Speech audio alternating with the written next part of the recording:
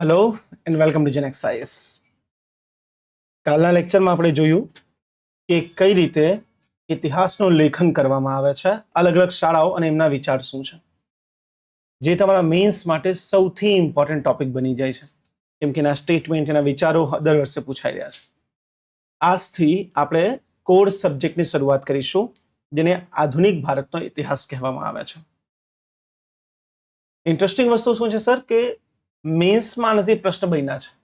દાખલા તરીકે 1-2 વર્ષ પહેલા જીપીએસસીમાં પૂછ્યું હતું કે પોર્તુગાળીઓનો ગુજરાતના અર્થતંત્ર ઉપર અસર શું હતી. પોર્તુગાળી જે આગમન થયું છે ગુજરાતના અર્થતંત્ર ઉપર અસર. પ્રોબ્લેમ ક્યાં આવે? આ ટોપિક ના તો ગુજરાત હિસ્ટ્રી વાળા ભણાવે છે, ના ઇન્ડિયન હિસ્ટ્રી વાળા. ઇન્ડિયન વાળા કહી દે ગુજરાત વાળા ભણાવશે, ગુજરાત વાળા કહી દે ઇન્ડિયા વાળા જોઈ લીધું હશે. તો આવા જે ટોપિકોને બહુ એબ્સ્ટ્રેક્ટ ટોપિકમાં કોઈ લખી જ નથી શકતું, કેમ કે આવડતું બધાને હોય, એન્સર લખતા કોઈ નથી ફાવતું. આજના લેક્ચરનો મુખ્ય ઉદ્દેશ રહેશે તમારા મનમાં જેટલા ભ્રમ છે, દાખલા તરીકે તમને રોજ ભણવામાં આવતું હશે ને કે વાસ્કો દ ગામા ઇન્ડિયા આવ્યા હતા ત્યારે જેમોરીને એને સ્વાગત કર્યું હતું. આજેની રિયાલિટી તમને કહીશ કે કોઈ સ્વાગત નહોતું કર્યું. બુક્સ કેટલા હદે ખોટું ભણાવીશ, ખોટું નહીં પણ બુક્સમાં લિમિટેડ નોલેજ હોય છે, અને લિમિટેડ નોલેજથી આપણે મિસઇન્ટરપ્રેટ કરીએ. આપણને એવું લાગે કે આપણે પોર્તુગાળીનું સ્વાગત કર્યું હતું, એ પૂર્ણ સત્ય નથી. પછી તમને કહેવામાં આવે કે વાસ્કો દ ગામા પાછા ગયા અને બીજી વાર પાછા લાલચમાં આવ્યા, એ બી ખોટું છે. કોઈ લાલચમાં નહોતા આવ્યા, બદલો લેવા આવ્યા હતા, યુદ્ધ કરવા એકચ્યુઅલી. હવે એ બધું કોઈ બુકમાં કે કોઈ નોટ્સમાં તમને મળશે જ નહીં. આ લેક્ચરનો મુખ્ય ઉદ્દેશ છે આવા ટોપિકને ટચ કરીએ જે ક્યાંય નથી. થોડુંક વધારે ડિટેલમાં લેક્ચર જશે, અને મને એવી આશા છે કે તમે એના આદી થઈ ગયા છો. આદી એટલે હેબિચ્યુઅલ. મારી સાથે હેરાન થઈ થઈને તમે એક જ ટોપિકને ખેંચવાના આદી થઈ ગયા છો. એ શોર્ટમાં નથી બતાવતા, ખેંચી જ કાઢે ખોટું. અડધા કલાકનો લેક્ચર 4 કલાક ખેંચે. પણ 4 કલાક પછી જ તો મજા છે સાહેબ, જ્યારે કોઈ વસ્તુ ભણી લઈએ તો એને યાદ ના રાખવું પડે. શરૂઆત કરીએ. સર, ભારત અને યુરોપ એનો વ્યાપાર કોઈ નવો વ્યાપાર નથી. પ્રાચીન કાળ, જો તમે ગુપ્ત કાળને જુઓ તો ગુપ્ત કાળના સમયે પણ એમના સિક્કાઓ તમને મળી રહ્યા છે, રોમન સામ્રાજ્યના સિક્કાઓ. હા, ગુપ્ત કાળ પછી એ વ્યાપાર થોડોક નબળો પડી ગયો હતો, પણ છતાંય વૈશ્વિક સ્તરે ચાઇનાથી વસ્તુઓ નીકળતી, વિશેષ કર સિલ્ક. ચાઇનાથી સિલ્ક નીકળે છે અને વચ્ચે ભારતના રસ્તાઓ એને કનેક્ટ કરતા હોય. જે રસ્તાથી ચાઇના વ્યાપાર કરતો હતો એને સિલ્ક રૂટ કહેવામાં આવે છે. આધુનિક ચાઇના એને ફરીથી શરૂ કરવાનો ટ્રાય કરી રહ્યો છે, જેને BRI કહેવાય, બેલ્ટ એન્ડ રોડ ઇનિશિયેટિવ. ચાઇનાનું સૌથી વિવાદિત પ્રોજેક્ટ. અને એ રસ્તામાં ભારતના 2 રસ્તાઓ તો ઉત્તર પથા અને દક્ષિણ પથા, જે જઈને મળતા, અને ગુજરાત, મહારાષ્ટ્ર, રાજસ્થાનથી વસ્તુ આપણે મોકલતા હતા. આ બાજુ પશ્ચિમ બંગાળ, કર્ણાટકથી વસ્તુ આપણે મોકલતા હતા. અને 90% કરતા વધારે વ્યાપાર એ માત્ર ને માત્ર જમીની રસ્તાઓથી થતા. ભારત અને યુરોપ વચ્ચે, જે એકચ્યુઅલી ભારત અને યુરોપનો વ્યાપાર નહોતો, ચાઇના અને યુરોપનો વ્યાપાર હતો, જેનો લાભ ભારતને મળી જતું. જેમ કે ભારતમાં સૌથી શુદ્ધ ક્વોલિટીના સિક્કાઓ કયા સામ્રાજ્યમાં હતા? સૌથી શુદ્ધ ગોલ્ડ સિક્કાઓ કુષાણ. કેમ ખબર છે? કેમ કે કુષાણ સામ્રાજ્ય મધ્ય એશિયામાં રાજ્ય કરતું હતું, મધ્ય એશિયાથી ભારત સુધી સિલ્ક રૂટ ઉપર. તો આમાંથી જેટલી વસ્તુઓ ચાઇનાથી નીકળતી એનો કમ્પ્લીટ ટેક્સ કોને મળે છે? કુષાણ સામ્રાજ્યને. કનિષ્કનું તમે નામ સાંભળતા હશો. તો કનિષ્ક જેટલો સમૃદ્ધ રાજા હતો, કેમ કે એની પાસે કમ્પ્લીટ સિલ્ક રૂટનો કંટ્રોલ હતો. ઓકે, કંઈક વ્યાપાર આ રસ્તે થતો, થોડુંક ધ્યાનથી સમજજો, બોર ના થતા.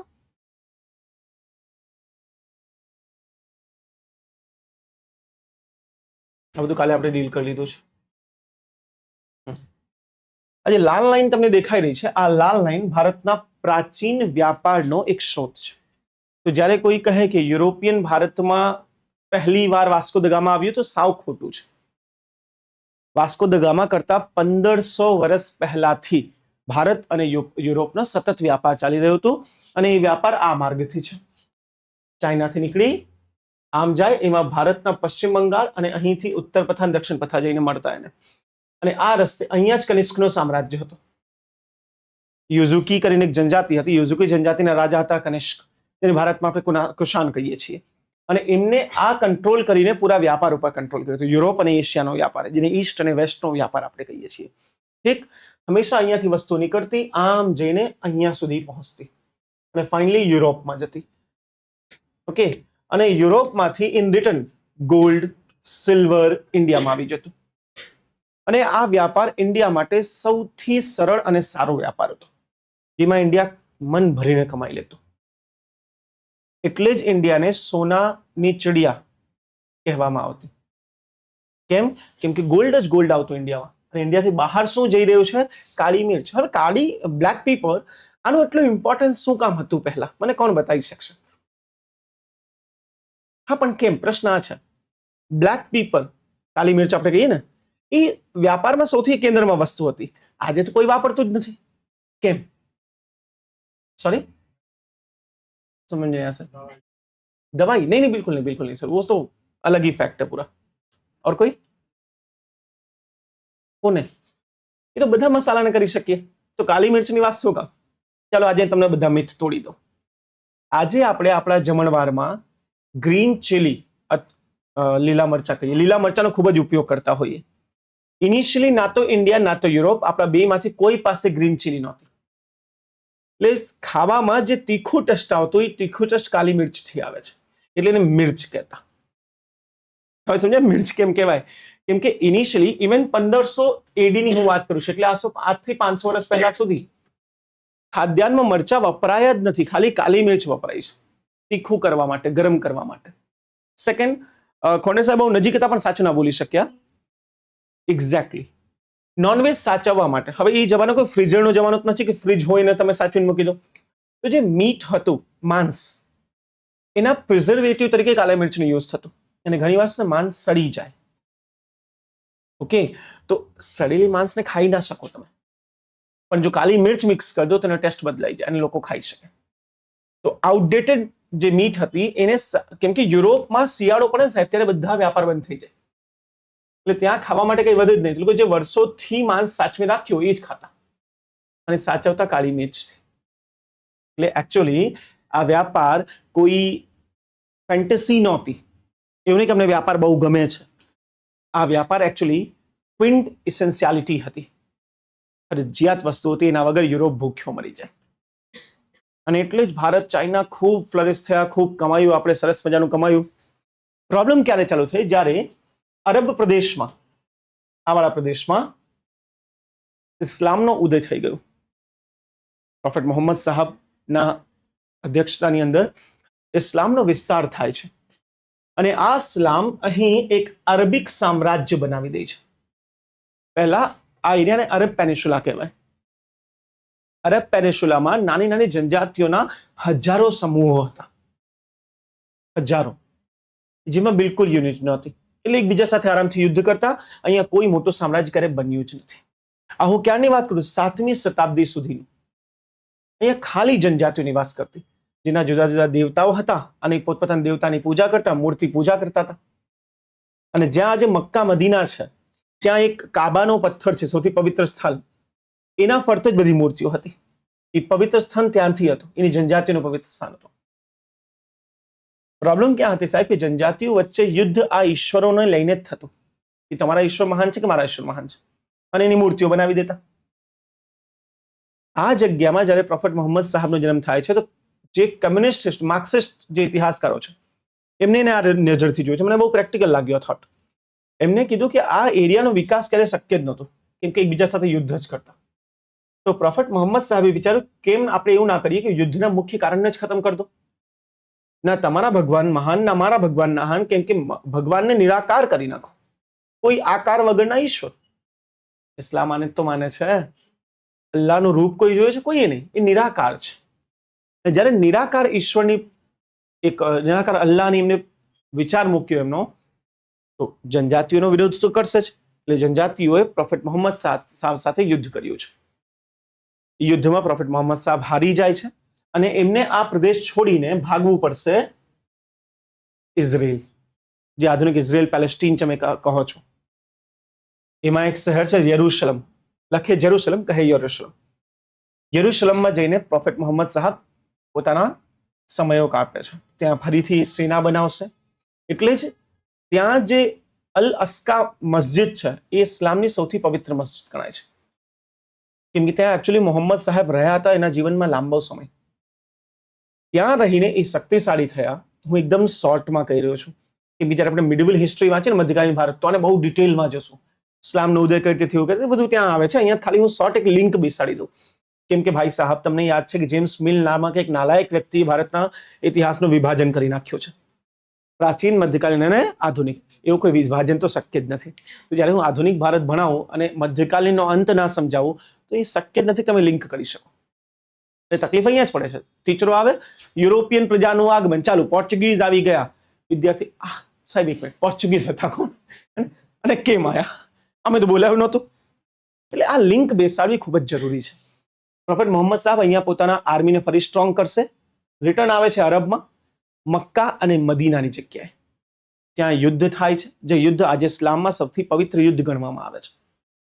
યુદ્ધ દરમિયાન હજારો લાખો લોકોને મૃત્યુ થાય છે અને મહિલાઓ વિધવા થઈ જશે. જ્યારે મહિલાઓ વિધવા થઈ તો પ્રોફેટ મોહમ્મદ સાહેબે કુરાનમાં લખી દીધું કે જે બી વિધવા છે એનું જીવન નષ્ટ ના થવું જોઈએ. તો તમારી પાસે ભલે એક વાઇફ હોય, જો એ સહમતિ આપે, કન્ડિશન, જો એ સહમતિ આપે તો તમે આની જવાબદારી ઉપાડી લો. એમને એવું નથી કે લગ્ન કરી લો, આની જવાબદારી લઈ લો. પછી મૌલવી સાહેબે પોતપોતાની અરેન્જ કરીને લગ્નમાં પણ હવે આજે 4-5 લગ્ન અલાઉડ છે.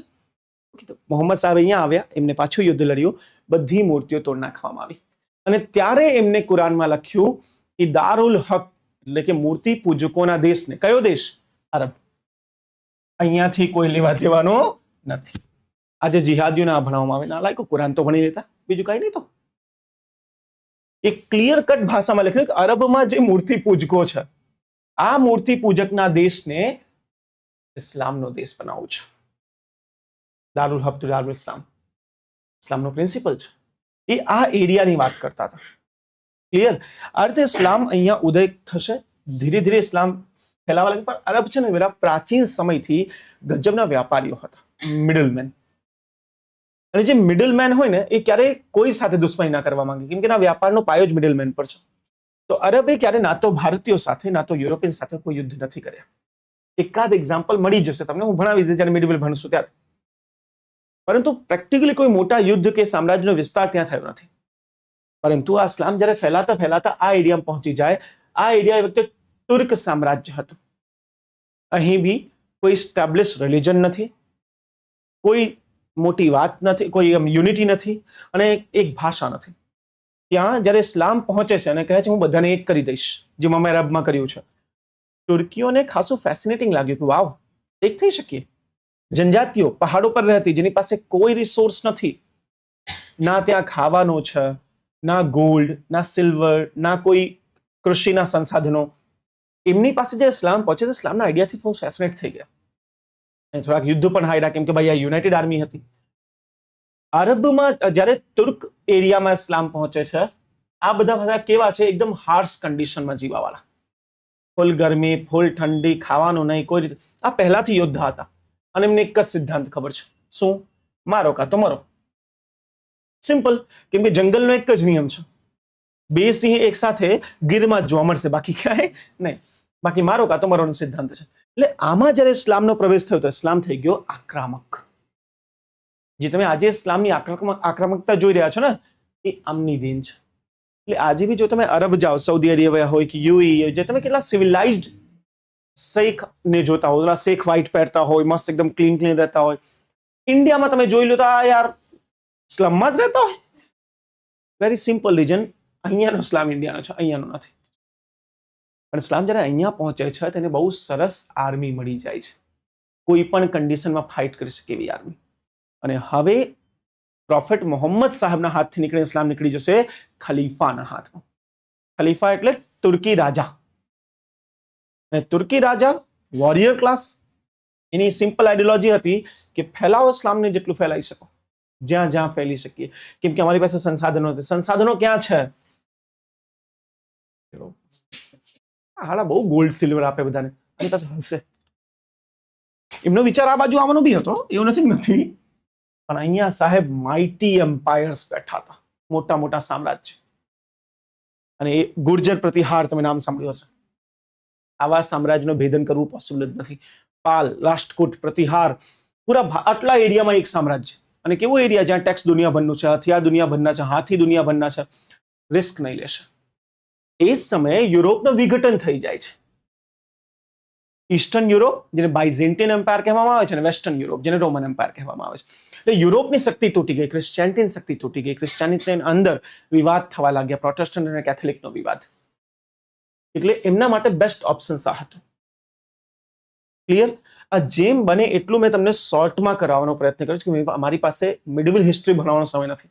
જ્યારે ભણીશું ત્યારે ઇસ્લામનું આગમન બહુ ડિટેલમાં 5-6 કલાક ભણીશું શાંતિથી. ક્લિયર? સો જ્યારે આ યુદ્ધ આગળ વધે છે, ધીરે ધીરે ઇસ્લામિક શાસકોએ આ પૂરા એરિયામાં કબજો કરી લીધો. વિશેષ કર અહીં એક માઇનર જગ્યા છે જેને કોન્સ્ટન્ટિનોપોલ કહેવાય છે. હિન્દી શબ્દ છે કુસ્તુનતુનિયા અને ગુજરાતીમાં વધારે ખાસ કુસ્તુનતુનિયા વપરાઈ જાય છે. રિયલ નામ હતું કોન્સ્ટન્ટિનોપોલ, પણ આપણે આટલી બધી ઇંગ્લિશ તો બોલી ના શકીએ, આપણે એને કુસ્તુનતુનિયા કરી નાખ્યું. એક સિમ્પલ હતું કોન્સ્ટન્ટિનોપોલ, આપણે કુસ્તુનતુનિયા લખી દીધું. બે નામ યાદ રાખજો, ખબર નહીં એક્ઝામ કયા નામથી પૂછી લે. આ છે ને એક લિંક છે, પાતળો રસ્તો જે યુરોપ અને ઇન્ડિયાને જમીની માર્ગથી જોડતું હતું. અને જ્યારે ટર્કોનો આના ઉપર કબજો થઈ ગયો સાહેબ, તો બસ કામ ખતમ. પૂરા ટ્રેડ ઉપર એમનો કબજો, પૂરા સિલ્ક રૂટ ઉપર કબજો. તુર્કીઓ આ વ્યાપાર ઉપર એક્સ્ટ્રા ટેક્સ લગાડવા લાગ્યા. આ ટેક્સ આપશે કોણ બાય ધ વે? ઇન્ડિયન કે યુરોપિયન? માલ કોણ ખરીદે છે? ખરીદવાવાળો જ આપશે ને ભાઈ, વેચવાવાળો શું કામ આપશે? યુરોપિયન ટેક્સ આપતા હતા. એમના ટેક્સના પૈસાથી તુર્કીઓ એના વિરુદ્ધ આર્મી ઊભી કરીને એને હરાવતા હતા. એટલે actually European were funding their own war. અને યુરોપની આ વસ્તુ ખબર હતી. કહાની અહીંયા નથી રોકાતી કેમ કે આ તો દરેક બુકમાં લખ્યું. તો મારા અહીંયા ઉભા થવાનું કોઈ મહત્વ નથી. રિયલ પિક્ચર સાંભળો. તુર્કીઓ તોય વાંધો નહોતો, ચાલી જાય, થોડું ટેક્સ આપી દીધા. આ વ્યાપાર અહીં આવીને રોકાય છે ગ્રીસ શહેરમાં. ગ્રીસ એ વખતે એક શહેરના સિટી સ્ટેટ હતું. ત્યાં ઘણી બધી નાની નાની શહેરો હતા જે પોતે એક દેશ હતા. એમાં વેલિસ કરીને એક દેશ હતો. આજે ઇન્ડિયા સાથે બહુ સારા સંબંધો છે. ભારત ગ્રીસના પ્રાઇમ મિનિસ્ટર હતા, ઇન્ડિયા આવ્યા. જો હિસ્ટ્રી કઈ રીતે લિંક થાય. આપણા બહુ જૂના સંબંધો છે, નવા નથી. કેમ કે જ્યારે ગ્રીસના પ્રાઇમ મિનિસ્ટર ઇન્ડિયા હતા અત્યારે, તેમને આવીને એક સ્ટેટમેન્ટ આપ્યું કે ભારત અને ગ્રીસનો સંબંધ સિલ્ક રૂટ સાથે જોડાયો છે. કેમ કે સિલ્ક રૂટ ગ્રીસ થઈને નીકળતો હતો. ભારત ગ્રીસ સાથે દોસ્તી કરવા કેમ ગયું તમને ખબર? તુર્કીના લીધે. ટર્કી હવે આપણો દુશ્મન બનીને બેઠો છે. એને બહુ હવા છે પાકિસ્તાનની મદદ કરવા. છે એર્દોગાન ત્યાંના વડાપ્રધાન ગાંડા થઈ ગયા, રાષ્ટ્રપતિ. રાત્રે પીવા ને સવારે ના ઉતરે એમાં પ્રોબ્લેમ થાય છે ને. આજે જ મારી સાથે થઈ છે. મેં મીન્સ લખવા ગયો કે 4 થી 5 મીન્સનું લેક્ચર નથી, મેં લખ્યું 4 થી 12 અઠવાડિયા મીન્સનું લેક્ચર નથી. તો એ સ્વાભાવિક વસ્તુ છે, ઘણી વાર થઈ જતી હોય. તો આની સાથે તુર્કીના એર્દોગાન સાથે આજે આ છે. એનો દુશ્મન ગ્રીસ. આપણે કીધું કોઈ વાંધો નહીં, લેટ્સ હેવ અ ફ્રેન્ડશિપ. બાકી આપણે ગ્રીસને કોઈ બહુ બધું લેવા દેવાનું નથી, પણ આપણે એની સાથે ફ્રેન્ડશિપ કરી લીધી છે, સ્ટ્રેટેજિક ફ્રેન્ડશિપ. તો કાઉન્ટર ટર્કી આ એકચ્યુઅલી એક સિમ્બોલિક જેસ્ચર હતું ટર્કી માટે કે અમારી એરિયામાં ના ઘૂસો, બાકી અમે યુરોપમાં ઘૂસી જશું. અને હવે ઇન્ડિયા ટર્કી કરતા બહુ મોટું પાવર છે. કહાની બેક ટુ ટ્રેક. ગ્રીસમાં વેલિસ શહેર હતું. વેલિસ શહેર શું કરતું? તુર્કીઓના દ્વારા આપવામાં આવતો અહીંયા જે માલ સામાન આવે છે એને પોતાની પાસે રાખી લેતું અને પશ્ચિમ યુરોપમાં મોકલવા માટે એના ઉપર એક્સ્ટ્રા ટેક્સ લગાડી દે. અને મેં તમને પહેલા જ કીધું યુરોપનું બે વિભાજન, પૂર્વી અને પશ્ચિમ. પૂર્વી યુરોપ પૂરા પૈસા, પૂરા વ્યાપારનો એકલો લાભ લઈ રહ્યો હતો અને પશ્ચિમ યુરોપ લોસમાં. પૈસા પૂરા પશ્ચિમી યુરોપમાં જઈ રહ્યા છે આ વ્યાપારમાં, અને સમૃદ્ધ પૂર્વી યુરોપ થઈ રહ્યું છે. કોઈ બુકમાં નથી, ડોન્ટ વરી, શોધવાનો ટ્રાય બી ના કરતા. આ બુકમાં છે ઓનલી. કેમ આ તમને કહ્યું છે એનું કારણ છે. પ્રશ્ન આવો પૂછાય કે સ્પેન અને પોર્તુગાલીઓ જ કેમ નીકળ્યા હતા ઇન્ડિયા શોધવા? આ સાઈડ બી દુનિયાભરના દેશો હતા, કેમ ના નીકળ્યા? એમની જરૂર નહોતી. એમને તો આ વ્યાપારથી જ ફાયદો થતો. તુર્કીઓના નામે બિલ ફાડી દેતા કે ટેક્સ તો એને વધાર્યું છે, ડબલ ટ્રિપલ ભાવમાં વસ્તુ વેચતા હતા. અને પૂરું ઈસ્ટર્ન યુરોપ સમૃદ્ધ થયું હતું. જે ગ્રીસની સિટી સ્ટેટ્સ હતા એ રાતોરાત રિચ. અને ત્યાં એક જંગ યુરોપમાં ચાલતી હતી. સારી ક્રિશ્ચિયાનિટી કઈ છે? કેથોલિક જે ઈસ્ટ યુરોપ કે પ્રોટેસ્ટન્ટ જે વેસ્ટ યુરોપ છે. ક્લિયર? અને આ યુદ્ધમાં એ પોતાના ક્રિશ્ચિયન ફેવર્સ કરવા, આની પાસે પૈસા દુનિયાભરના આવી ગયા તો જબરજસ્ત કન્વર્ટ કરાવવા લાગ્યા. એક્ઝિસ્ટન્સ ઓફ ક્રિશ્ચિયાનિટી ક્રાઇસિસમાં હતું. ઠીક, નો ઇશ્યુ. એ વખતે ભારત અને યુરોપમાં બીજા બે રસ્તાઓથી વ્યાપાર થતા. રસ્તો નંબર 1 આપણો ગુજરાત. કેમ?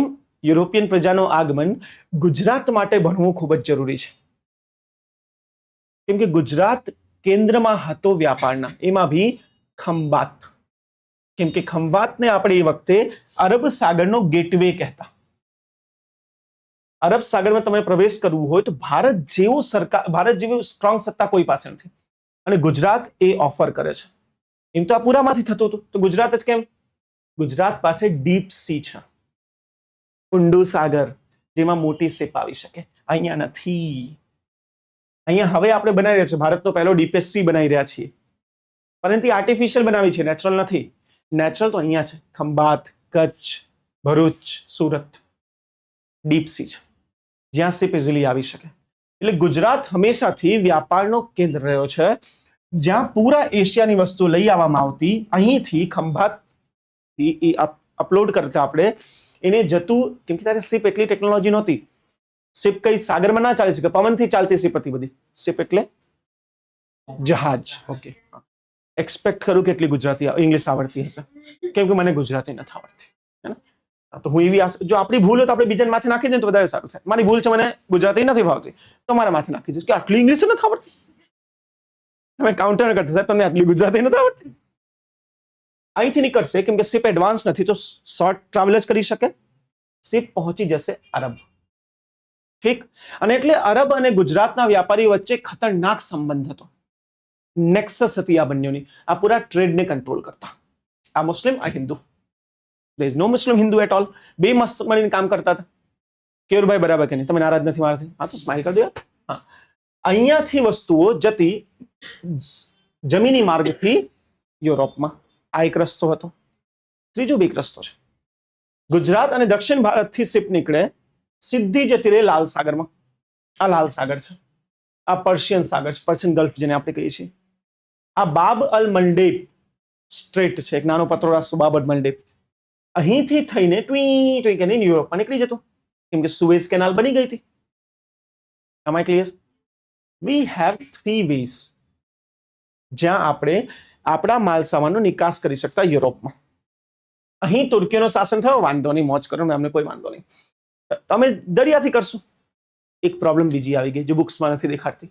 એ પ્રોબ્લેમ છે, અહીં એક મહાન સામ્રાજ્યનો ઉદય, જેને આપણે મામલુક સામ્રાજ્ય કહીએ છીએ. આની એક શાખા ભારતમાં બી આવી છે, ખિલજી. મામલુક જ તો છે એ બી. મામલુક સામ્રાજ્ય.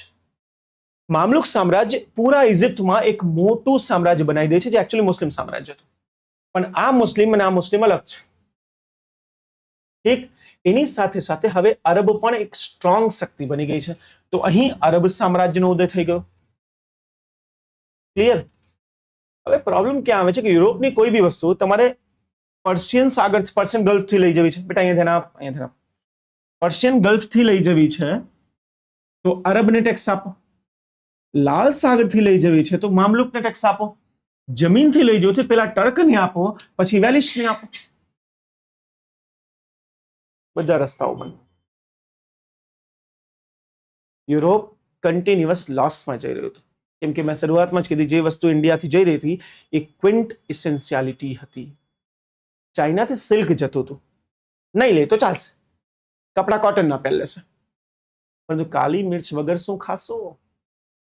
there is no option. તો પ્રશ્ન આ છે કે તો લીલી મરચી આવી ક્યાંથી? આપણે બધા ખાઈએ છીએ. મારા જેવા વ્યક્તિ તો મરી જાય ના મળે તો સુસાઇડ કરી લે આગલા દિવસે, ડિશમાં લીલા મરચા ના હોય તો. જ્યારે આ યુરોપિયનને અમેરિકા મળે છે, યુરોપિયન અમેરિકાની શોધ કરી લેશે.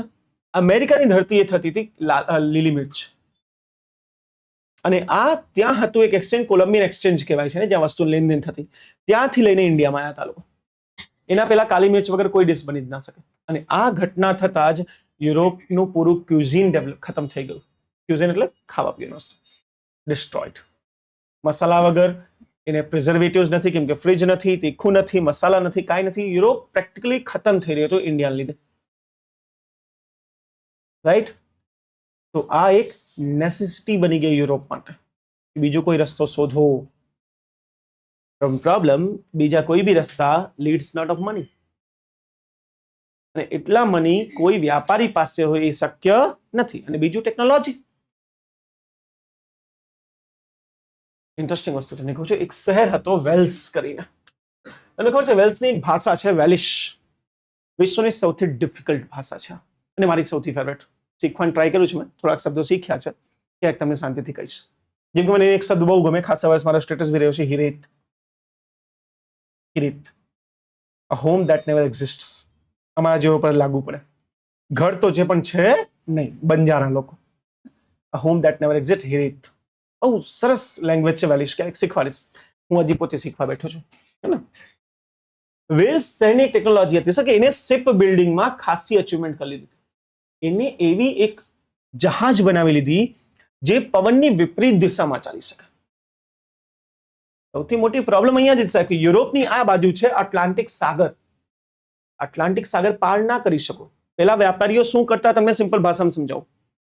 પેલા વ્યાપારીઓ તટથી વધારે દૂર ના જાય, એટલા જાય કે તટ દેખાવું જોઈએ, બાકી દરિયામાં ખોવાઈ જશે. એમ આઈ રાઈટ ઓર રોંગ? અને પવનની દિશામાં જ જવું પડશે કેમ કે શિપ પવન જ ચલાવતી.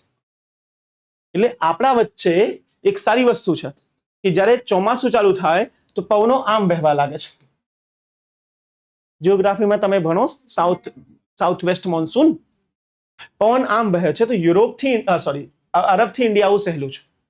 એટલે અરબ એને મોસમ કહેતા, અરબિક ભાષામાં મોસમ કહેવાય. આજે બી આપણે મોસમ જ કહીએ છીએ હિન્દી ભાષામાં. કેટલાક એવા શબ્દો છે જો આ એટલે નથી ભણવું પોર્તુગાલીઓ ક્યારેક આપણા પર કબજો કરીને ગયા, ગાંડા વેડા હોય, એ કોઈ સ્ટડી કે એજ્યુકેશન નથી.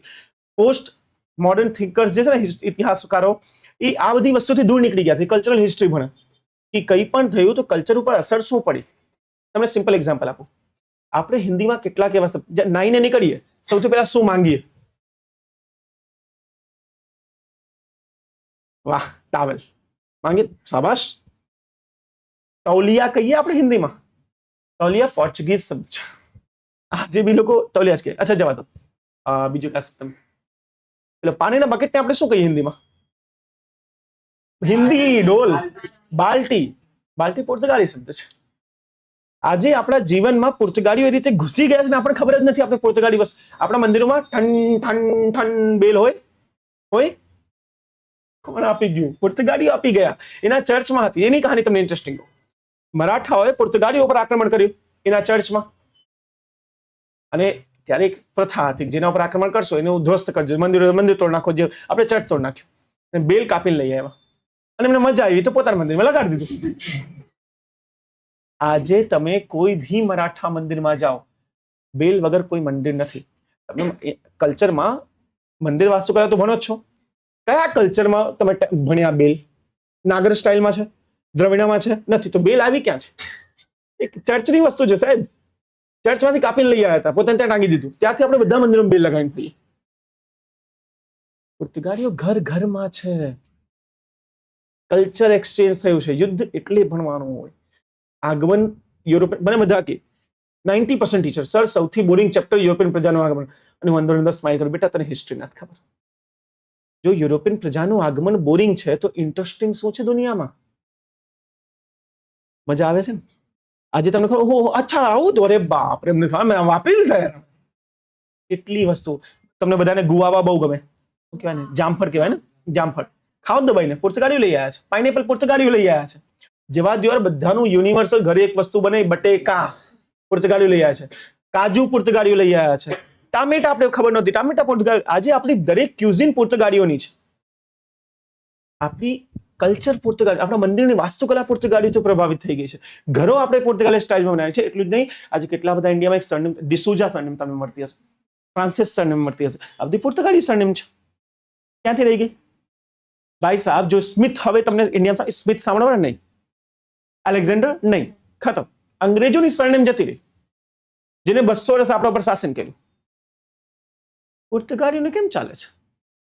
Anyone? Any idea? No idea? Get idea 5G. સમજો, મજા આવશે. પોર્તુગાલીની એક નીતિ હતી, પેડ્રોવા નીતિ. પેડ્રોવા નીતિ કોણ? આ પહેલો લેક્ચર છે એટલે હું બહુ લાઇટ ભણાવીશ, તમને મજા આવે એ રીતે, સબ્જેક્ટમાં ઇન્ટરેસ્ટ આવવો જોઈએ. ફેક્ટ પછી એટલા કરાવીશ કે જો માથું પકડી ના રડ્યા ને મને કહેજો, ચિંતા ના કરતા. પેડ્રોવા નીતિ કોને કહેવાય? પોર્તુગાલી જ્યારે યુદ્ધમાં ઇન્ડિયન્સને હરાવી દીધું એમને, તો ઇન્ડિયન તો મરી ગયા. એને વિચાર્યું કે ઇન્ડિયામાં એક લોયલ ક્લાસ આપણે ઊભી કરીએ, એક એવી જે આપણા પ્રત્યે બહુ જ ઈમાનદાર હોય. પણ દીકરા બાપ અને બાપ દીકરા સિવાય કોઈ એકબીજાનું હગું નથી. કોઈ વાંધો નહીં, બાપ દીકરા જ બની જાઓ. અલ્ફોન્સો દી અલ્બુકર્ક કરીને ગવર્નર થયા ઇન્ડિયામાં. એને એના આર્મીના એક એડવાઇસ આપી કે તમે જેટલાને વિધવા બનાવી છે ને એમાંથી ધોડી શોધો, મેરી ધેમ, એની સાથે લગ્ન કરો. કેમ કે ઇન્ડિયામાં એ વખતે સતી પ્રથાની ચરમસીમાએ હતી. મહિલાઓને જ બાળી નાખતા. ત્યાં પોર્તુગાલીઓ તરત જ પહોંચી, એ મારવા અમે છીએ લાવ દિવસ. ઇન્ડિયામાં પ્રથમવાર સતી પ્રથા પર બેન કોને લગાડ્યું છે? અલ્બુકર્કે, આ જ ગવર્નરે. હવે સમજે કેમ લગાડ્યું છે? એને એવું ને ઇન્ડિયન કલ્ચર સુધારવું હતું. એને મહિલાઓ જોતી તે લગ્ન કરવા. જો બધાને બાળી જ નાખશો તો લગ્ન કોની સાથે કરીશું? That was the reason સતી પ્રથા પર બેન લાગ્યો. ઇન્ડિયામાં પ્રથમ રાજ્ય જેને આ તો બધાને ખબર છે, પણ રીજન કોઈ નથી ખબર ને. સાચું બોલો, મજા આવી ગઈ ને? હિસ્ટ્રી આને કહેવાય. ખબર યુરોપિયન પ્રજાનું આગમન બોરિંગ છે, મારી જાવ ડોબા, કઈ બોરિંગ નથી. સતી પ્રથા પર બેન લગાડી, એને મહિલાઓ અવેલેબલ કરીને પછી એની સાથે મેરેજ કર્યા. આનાથી થઈ શું? એક નવો વંશ જન્મ્યો જેને લુશો ઇન્ડિયન પ્રજાતિ કહેવાય છે. લુશો ઇન્ડિયન પ્રજાતિ. આજે ભારતમાં જે પ્રજાતિઓ ડિસુઝા, ફ્રાન્સિસ, જે તમને બધા લુશો ઇન્ડિયન છે. એમની માતા ઇન્ડિયન હતી પણ કલરમાં વ્હાઇટ હતી અને પિતા પોર્ચુગીઝ હતા. લગ્ન કર્યું, એક પ્રજાતિ બની જે હાફ ઇન્ડિયન હાફ પોર્ચુગીઝ અને એબ્સોલ્યુટલી લોયલ ટુ પોર્ચુગીઝ. કોઈ દીકરો બાપ પ્રત્યે ના થાય, કોના પ્રત્યે લોયલ થાય? રિવર્સ બી તો કરી શકતા હતા. પોર્તુગાલી મહિલાઓને ઇન્ડિયન સાથે લગ્ન કરાવીને બી કરી શકતા હતા. તો મહિલાઓ અહીંયા યુદ્ધ લડવા આવતા, ડાન્સ કરવા નહીં. અને એ વખતે યુદ્ધ ખાલી પુરુષો લડતા. એ વખતની વાત કરું છું, હવે તો મહિલાઓ બી લડે છે. એ વખતે પુરુષો લડતા, મહિલાઓ સાથે શું કામ લઈ આવશે? એટલે મહિલાઓ હતી જ નહીં, તો ઇન્ડિયાની ચૂઝ કરી લો. આ રીતે આજે એક બહુ જ મોટો સમાજ ઇન્ડિયામાં નિવાસ કરે છે જે એકચ્યુઅલી પોર્ચુગીઝ ઓરિજિનનો છે. એટલે જયારે અંગ્રેજો જતા રહ્યા, પોર્તુગાલીઓ જતા રહ્યા, આ ક્યાંય ના ગયા, કેમ કે આ તો ઇન્ડિયન છે. 1961માં પોર્તુગાલીઓ ભાગી ગયા, ઓપરેશન વિજય ભાગી ગયા હતા ને, આ લોકો ના ભાગ્યા. સિમ્પલ રીઝન, આ તો ઇન્ડિયન છે, શું કામ ભાગશે? પણ સરનેમ પિતાની જ ચાલે. તો આજે બી આપણી ઇન્ડિયામાં એક સમુદાય પૂરો છે જે એકચ્યુઅલી પોર્તુગાલીઓ છે, લુશો ઇન્ડિયન કહેવાય ને. બુક્સ મિસ કરી જાય છે આ બધું, એટલે વિદ્યાર્થી બોર થઈ જાય. ક્લિયર? તો આપણે આ સ્ટડી કરવી છે જેને કલ્ચરલ હિસ્ટ્રી કહેવામાં આવે છે. શું પરિવર્તન આવ્યા, ઇકોનોમીમાં શું પરિવર્તન આવ્યું, સમાજમાં શું પરિવર્તન આવ્યું છે, કઈ રીતે વિદેશોના ભારતમાં આવવાથી આપણે એક મિક્સ કલ્ચરને જન્મ આપ્યો, જેના લીધે કલ્ચર સસ્ટેન કરી શક્યું. આજે અચ્છા, એક સામ્રાજ્ય હતું ગ્રીસ સામ્રાજ્ય. તમને યાદ, તમને બધાને ગ્રીક ભાષા ખબર છે, લેટિન ભાષા ખબર છે. ક્યાં ગઈ? ક્યાં ગઈ? આટલી મોટી ભાષા સાહેબ, પૂરી દુનિયા ઓળખે, ગઈ ક્યાં? અંગ્રેજોએ કેટલો પ્રયાસ કર્યો સાચવવાનો. ઇન્ડિયામાં જો તમારે આઈએસ બનવું હોય, તમારે લેટિન અને ગ્રીક શીખવી ફરજિયાત હતી. તો આ ભાષા ના રહી. વેરી સિમ્પલ રીઝન, આ ભાષા ફ્લેક્સિબલ નહોતી. એટલે આપણે પહેલા જ કહીએ છીએ, જે તત્તાર ઉભો એ જ કપાય, જેને નમતા આવડતું ક્યારે કપાશે નહીં. સેમ વસ્તુ અહીંયા થઈ છે. ઇન્ડિયન લેંગ્વેજીસ ફ્લેક્સિબલ છે. બીજા લેંગ્વેજના શબ્દ લેવામાં આપણે કોઈ વાંધો નથી.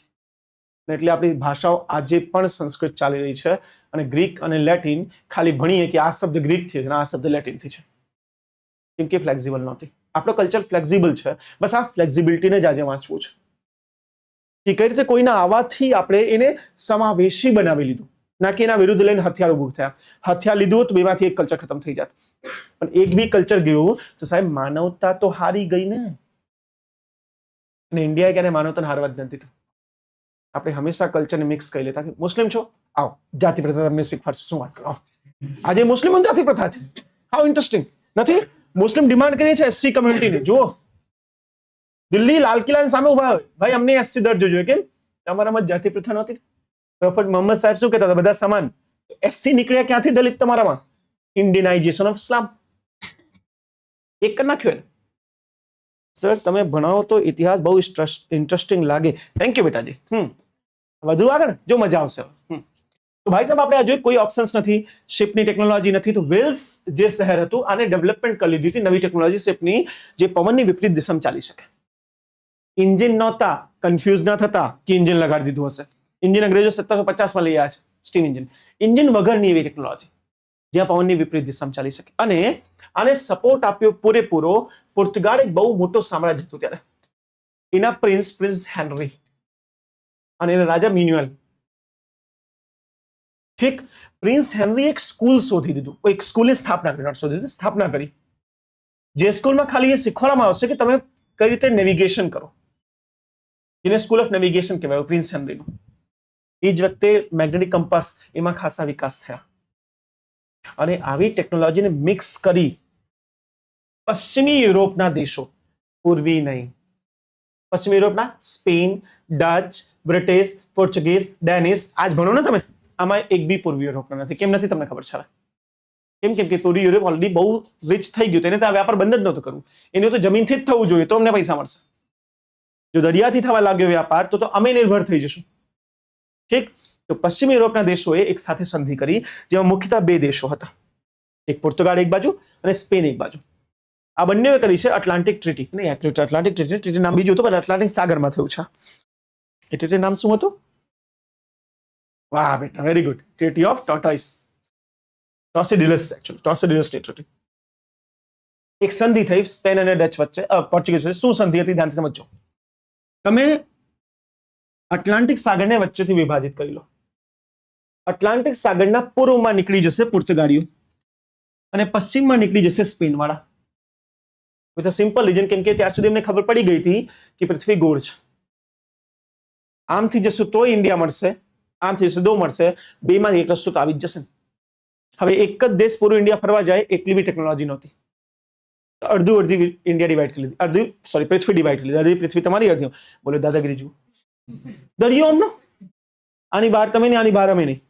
તો પોર્તુગાલીઓ અને સ્પેને ડિવાઈડ કરી. પોર્તુગાલીઓ નીકળ્યા હેનરીના અધ્યક્ષતામાં ઈસ્ટ બાજુ અને પેલા બધા વેસ્ટ. ઉદ્દેશ્ય એક, ચાઇના ઇન્ડિયાને શોધવું છે.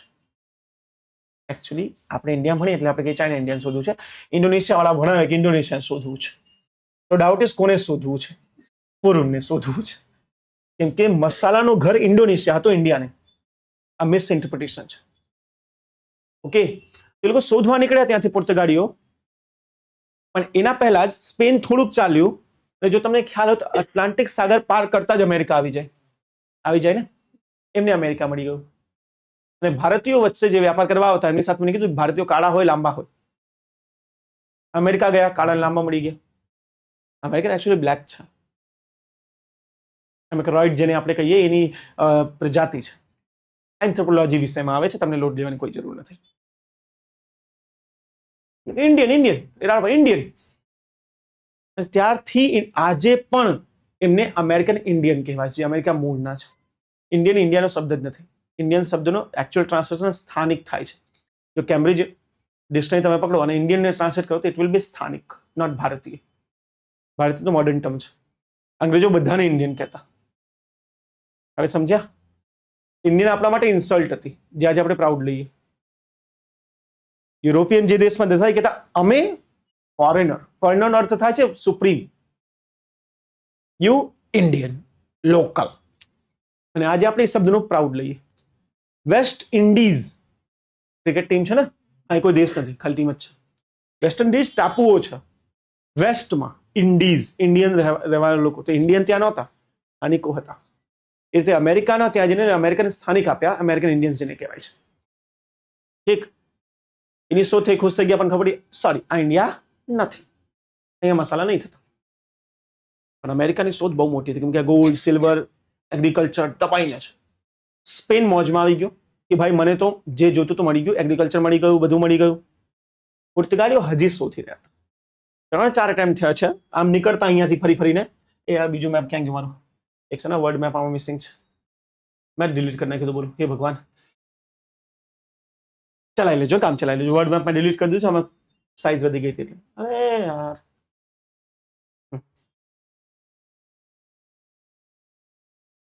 અહીંથી નીકળ્યા યુરોપથી, દક્ષિણ આફ્રિકાની નીચે ગયા, જેને કેપ ઓફ ગુડ હોપ કહેવાય. ત્યાંથી જઈને પાછા આવી ગયા, કેમ કે ઇન્ડિયા મળી ગયું. નહીં સોરી, પાછા આવો. 2-3 વાર આ થયું છે. કેટલા ફેલ્ડ અટેમ્પ્ટ થયા છે. પછી ફાઇનલી પ્રિન્સ હેનરીએ પૂરી ફંડિંગ આપી દીધી, વેલ્સથી ટેકનોલોજી લઈ આવ્યા અને એક મોટી શિપ વાસ્કો દ ગામા ના લીડરશિપમાં ઇન્ડિયા મોકલવામાં આવી. આમાં વાસ્કો દ ગામા ના તો પૈસા હતા ના એની ટેકનોલોજી હતી. એ ખાલી એક સેલર હતો. સેલર એટલે રખડવા વાળો. તમે બધા જે છો એ જ હતું વાસ્કો દ ગામા. કોઈ મોટી એની તીર મારવાની વસ્તુ નથી, કોઈ ટેકનોલોજી એવું બધું નહોતું. એ ભાઈ સાહેબ શોધતા શોધતા પહોંચી ગયા. એને કેપ ઓફ ગુડ હોપ પેલા ખબર પડી કે કોઈ જગ્યા છે, ત્યાંથી ફરીને અહીંયા પહોંચી ગયા. અરબ, મારી ભૂલ, અહીંયા પહોંચી ગયા અરબ. અરબમાં એને એક વ્યાપારી મળ્યો. શું નામ હતું એનું? હા, કાનજી ખાન સાહેબ હતા ભાઈ. ખાન સાહેબ એને મળી ગયા. ખાન સાહેબ અરેબિક મુસ્લિમ હતા, જે ગુજરાત સાથે બી ટ્રેડ કરતા. ગુજરાતી બી કહી શકો, અરેબિક મુસ્લિમ બી કહી શકો. મેં તમને પહેલા સમજાવ્યું અહીંયા વ્યાપાર થતો હતો. એને વાસ્કો દ ગામાએ કીધું કે આઈ નો ઇન્ડિયા ક્યાં છે. વાસ્કો દ ગામા કે વ્હાટ ડુ યુ નીડ, શું જોઈએ પહોંચાડવામાં? કે પૈસા. પૈસા આપ્યા અને એની સાથે વાસ્કો દ ગામા પહોંચે છે ટ્વી કરીને ઇન્ડિયા. પ્રોબ્લેમ રીતુની હતી. આ કઈ ચોમાસું નથી કે વિન્ડ ઊંધી દિશામાં વહેતી હોય, પણ વાસ્કો દ ગામા અરબમાં બેસીને ચોમાસાની વાટ તો જોઈ ના શકે. એટલે સામાન્ય પવનોની અસરમાં નીકળે છે અને ગુજરાતની જગ્યાએ જશે કાલીકટ. સમજી ગયા? બાકી આવું જ ગુજરાત હતું એને, ખંભાત. કાલીકટમાં એક ઇસ્યુ થયું છે. ત્યાં રાજા હતા જેમોરિન. ઠીક, સમુદ્રની આપણે કહીએ છીએ. જેમોરિન રાજાને એક જૂની આદત હતી. કાલીકટ પહેલાથી વ્યાપારનું કેન્દ્ર છે. ચાઇનાના બધા વ્યાપાર અહીંયા જ આવતા. જે લેન્ડ રૂટ દરિયા થતું આ રીતે થતું. પહેલા વ્યાપાર આ રીતે થતા હતા. ટુઈ કેમ કે શિપ એક સાથે ચાલી ના શકે, તો ડોક કરીને જતા. તો ત્યાં એને આદત ને, એને બીજી શું આદત હતી? ચાઇનીઝ બધા આવે ને, બહુ બધું ગોલ્ડ સિલ્વર ગિફ્ટ લઈ આવે.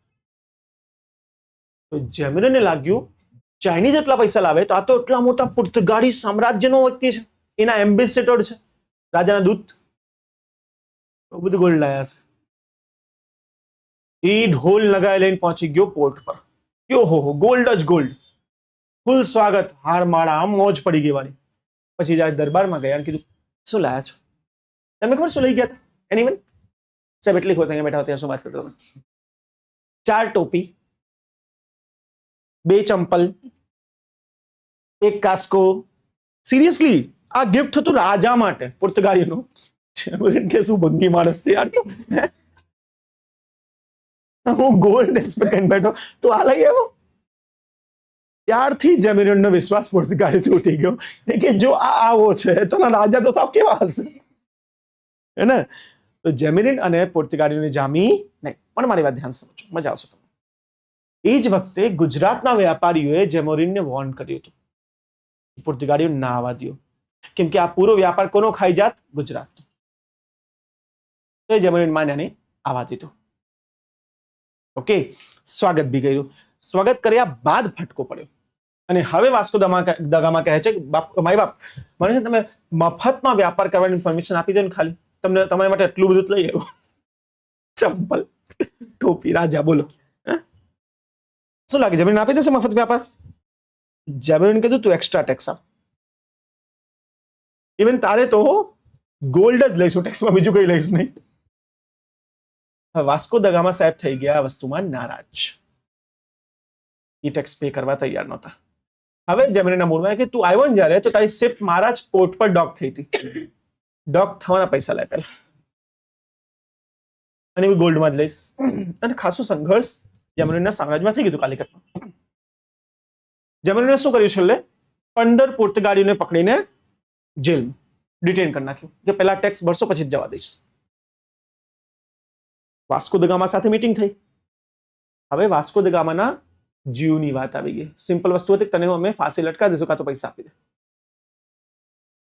તમારી બુક શું લખે?